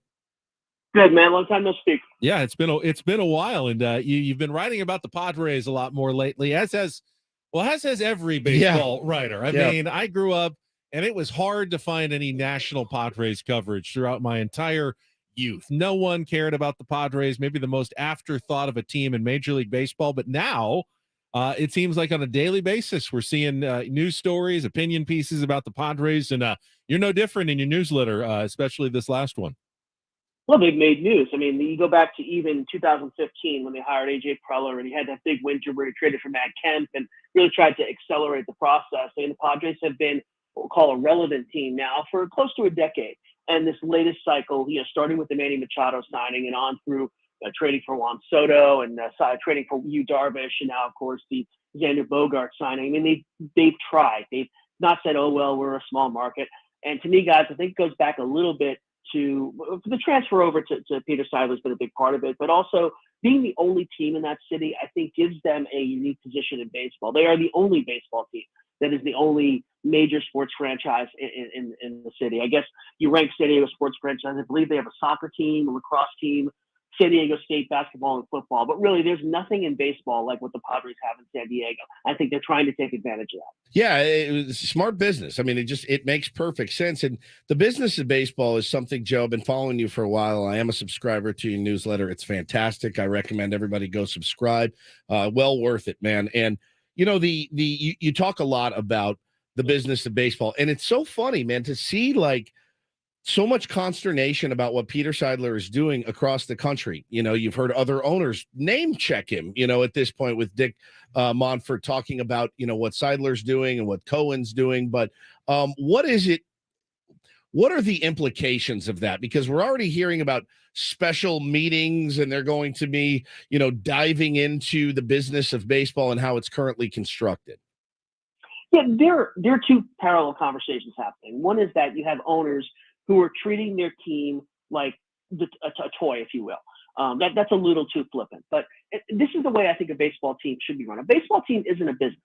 A baseball team is the thing you buy after you've made all of your money in your primary business. The idea that a baseball team has to make 2% a year, has to be in the black, is silly for a couple reasons. One, because like I say, that's not the purpose of the team. The purpose of a team is to win championships. The second is that all of the value in having a team comes when you sell it. It accumulates value. You look at the franchise values, they're steadily going up. The next time somebody who buys a baseball team and doesn't make money on the sale, then you can call me. But it hasn't happened in, 35, 40 years. I mean, you really got to go back to almost what amounts to prehistory in baseball business at this point. So if you buy a baseball team, I really don't want to hear about, the players cost so much. If you can afford the team, you can afford the players. So stop We got to stop talking about these rich guys like Bob Nutting and Bob Castellini and Mark Attanasio in Milwaukee hasn't really been that guy. He's on out and he's tried really hard. But any of these guys who own a baseball team and complain about their lot in life, I really don't want to hear it. If you're rich enough to buy a baseball team, stop feeling sorry for these guys. Talking to Joe Sheehan here on Ben and Woods this morning. Would the casual fan be absolutely blown away by what a baseball owner like, Bob Nutting makes, or what the Oriole, the Angelos family, would we be blown away by what they actually are able to pocket with revenue sharing, TV deals, and then, scrimping on free agency and not paying their players, letting the great ones walk? Certainly at the low end.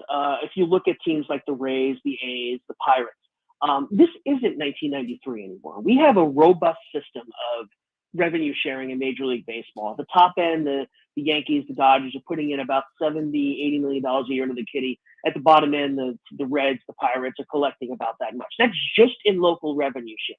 That's not the national TV money, which is about $65 million a year. That's before you sell a ticket or you cash in the big tickets. Remember, they sold BAMTech, which was the spinoff from Baseball Advanced Media, for $2 billion over a couple of years. So everybody collected about $60 million from that. I mean, that was just free money. The players didn't get a cut of that at all. So yeah, I think the reporting on this has gotten better. I think if you look at the last 15, 20 years, you look at the influence of places like Baseball Prospectus on this. I think the reporting on the finances of baseball is better, but a lot of it is intentionally opaque. The teams don't want you to know what the revenue sharing is. I'm kind of, I'm giving you what we estimate the numbers to be. But I think if we had a published thing every year that showed that the Pirates get $60 million a year in revenue sharing, that would change the conversation. Yeah. So the fact that the finances of Major League Baseball are intentionally opaque helps the owners because they can just say whatever they want. Oh, we lost $150 million last year. And nobody ever says, prove it. Joe Sheehan of the Joe Sheehan newsletter with us here on Ben and Woods. And I had a bone to pick with that revenue sharing story last week when it was reported that the Padres will be paying other teams because of revenue sharing this year. They've pushed revenues so high in San Diego with ticket sales, anticipating near sellout crowds for all their games. Yet they've done it without a single dollar increase in their local media revenues. Those are pretty fixed by your market size, Joe. And yeah, the Pirates are never going to be equal with the Yankees when it comes to the dollars that they bring in before they've sold a single ticket each year. And I kind of understand the purpose of sharing some revenue when it comes to evening out that money, because the Yankees can't play games without having some opponents in smaller cities. So what do you see as the future in terms of, how they can make that work? You can force the teams to spend some money, but players are opposed to a salary floor because they say it'll lead to a salary cap, and they don't want that. So how do you force smaller market teams to then spend that money that they're being given in revenue sharing? Well, the original rationale for local revenue sharing, which by its existence does lower the pay scale, was that these teams would spend it, but there was no mechanism. It was just trust us. And one of the things we've seen over the last 15 years is that you can't. The owners will basically some owners will spend the minimum. This is an owner's problem. This isn't a baseball problem. This isn't a player's problem. This goes back to Bud Selig's commissionership, where owners were picked by and large by their willingness to sign on to this idea that, hey, look, we're not going to go too fast. We're not going to compete too hard. We're going to have revenue sharing. We're going to try to get a payroll cap or significant payroll restrictions. We're all going to kind of be on the same team. So you have a class of owners that came in during Bud Selig's reign and now kind of buys into this idea that we're not going to run too far, go too fast. And it's largely an owner's problem because, as we've seen, if you put owners in place that want to win, they want the next win more than they want the next dollar, it's not a problem.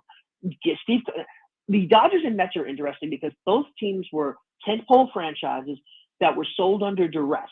So MLB couldn't really pick and choose. They had to sell to the next guy with a check. And in Dodgers' case, it was Guggenheim Partners. In the Mets' case, it was Steve Cohen. In the Padres' case, it was kind of an ownership transfer, as I understand it. I can't forget the gentleman who was in charge beforehand. Ron Fowler, and then Peter Seidler came in, yeah. Right. So it wasn't a situation where there had to be this sale and approval. So you have situations where owners got hold of franchises either without signing on to that thought process, without signing on to saying, hey, look, we're not gonna spend too much money. So now you have this rump faction of owners, Fisher and John Fisher in Oakland, or Stu Sternberg in Tampa. And Tampa's complicated because they win. Like, how angry can you get at a team that wins 95 games a year? But this stuff is not easy. And it's going to get more complicated because the second part of this committee that's going to happen is going to have to address the revenue the revenue problems now in small markets, because even a Pittsburgh or St. Louis, or Cincinnati or a Phoenix, they're still bringing in for 30-40 million a year, even more, in local media. That may be about to change. And we're now going to see an internecine battle between the large market owners who don't really have this problem. Yes Network is fine. SNY is fine. The Dodgers network is fine. And all of these Bally Sinclair teams that are about to lose their money. That's actually a real problem. And that could create a war among the owners over the next 4 years. That's so fascinating to me. Talking to Joe Sheehan here on Ben and Woods this morning. Last one for me, Joe, then we'll let you go. Saw you sent a tweet last week or over the weekend, tapping out on all pitch clock conversations until June. I'm going to ask you to have one more quick one with us here on Ben and Woods.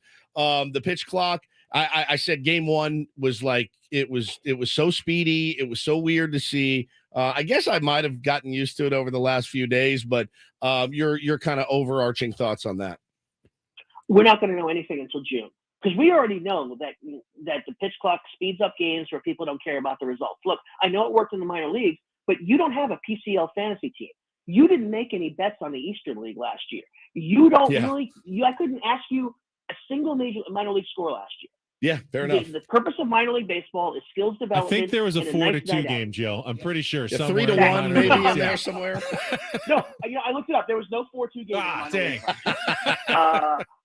No, I want to know when games actually matter and people care about the results and it affects their fantasy team and their bets and all the other stuff that we care about in the majors. That's when we're going to see the rubber hit the road. And you know what? That doesn't happen in Florida in February.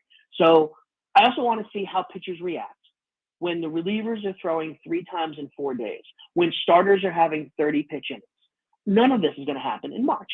So as I say, I don't want to hear that it makes the games faster. It was always going to make the games faster. I want to know what the other effects are that are going to be the big issues here. So in June, talk to me when we've had 2 months of highly competitive baseball under the pitch clock. Then we'll be able to gauge the results. Finally, do you think the Padres have done enough? I know there are other great teams in the National League. Have they set themselves apart at all from the moves they've made this offseason? Yeah, 3 days ago, I thought they were a pretty solid lock for a wild card spot. And obviously, the Dodgers are retrenching, trying to get under the payroll cap. It looked like it was going to be a really good race between those two. The Gavin Lux injury. Gavin Lux is a 3 to 4 win player, but he's so critical to that Dodger team, the section I'm writing today, in terms of being left-handed and playing short and just all the things he does. That, I think, actually flips the National League West now. You look at the Padres as a 92, 93 win team. The Dodgers might struggle to get to 90 wins now. So I have the Padres, and I'll come out my official stuff in about 3 weeks, but I have the Padres winning that division as of today. Good stuff, Joe. That's Again, great, man. It's Thanks so much. joesheehan.com. You can sign up for the Loot newsletter, get all this kind of information every single day. Joe, really appreciate it. Thanks, fellas. Take care. Joe Sheehan with us on our Premier Chevrolet of Carlsbad fan hotline. Save money the right way with Premier Chevrolet of Carlsbad. Visit them today in the Carlsbad Auto Mall. Chevrolet, find new roads. You know what else I loved about his newsletter? His most recent one says, it's that time of year. Tuesday, 4:30 p.m. Central with Bernie Miklasz in St. Louis, and Wednesday, 9:35 with 97.3 The Fan San Diego. One of the best parts of this gig is getting to talk baseball with hosts around the country. It never gets old, especially when it's people I've known like Bernie or Louis Bellina for 20 years. Looking forward to another year filled with these conversations. In my mind, that just means we can get him regularly, which I definitely want. He's already told me he lives in New York. He's actually on the West Coast right now, but he lives in New York, and he goes, you guys need me anytime? I'm like, hey, we love our early interviews on the East Coast. Ahead. The old Casey Stearns and the Joe Sheehan's. We're set. We're set for baseball. When you're trying to sell a newsletter and you're relying on people signing up, going on radio stations across the country is pretty good advertising. It's your target demographic. Baseball fans who care about the sport and want to read about it every single day. Yeah, it doesn't hurt to be on regularly. I'm with those excited. places. I'm excited we got him. I'm excited to have him back on. He's great. Very, very smart. The newsletter is like, it's so in depth. It's so good. I mean, you got Eno, you got him, you got so many brilliant baseball minds. It's a little intimidating. I mean, Yeah. the guy knows Calcaterra, it. obviously, Calcaterra, yeah. inside and out, man. So go give it it's like $10 a month. So well worth it. All right, last bit of news before we check out. It is March the 1st. So we are now officially on the clock and ready to start promoting the Ben & Woods Open. Yeah. Which is just over a month away. April 6th is the date at Rancho Bernardo Inn. Now, you cannot sign up yet, but we can give you some details finally about the tournament coming up. We're going to have more spots than we did the last time out. Yep. We've gotten the whole day kind of set. So hopefully if you didn't get into our first Ben & Woods Open, you'll get the opportunity to do so this time around. Do you want to give the date? I did, April 6th. No, do you want to give the Oh, date? the date, yeah. What's with the date for the on sale? We're pretty confident is March 22nd. March 22nd. Yes. So we'll get you prepared. So what we're We'll give you shooting some for? details on what's going to go on between now and then. We've already started lining up some great sponsors that are going to be helping put on what should be a really good tournament. Looking forward to it. Some prizes that we're going to be giving away, raffle items, closest to the pin, long drive, setting those up. Beverages, food sponsors. I know like Sombrero's already in to provide some breakfast burritos. Shirtless for Ben everybody running around. Why would you say that? Because that's where. Oh, I didn't tell you yet. Yeah, I don't know what you're talking Ben's about. going to hit drives for you on the first tee with the shirt off. So you want to be there for that? Don't think you want to be there for that. I think That's you do. gonna scare people away I from think our you tournament. do. Like our own Harry Higgs, Is except it- Ben Higgins. I'd probably rather go pantsless than shirtless. Whoa! We can Now do that we can too. do that too. I mean, at least my legs are Your my, legs my are fantastic. good side. They Like, are I'd fantastic. probably rather wear a Speedo as long as I can still keep a little shirt on top. He just said he'll hit drives in a Speedo. Done. Sold. I mean, I pretty much. This thing's gonna I mean, sell what, out. my You're shorts I'm short- you wearing wear the today are shortest pretty shorts short anyway. so not that much of a difference, is it?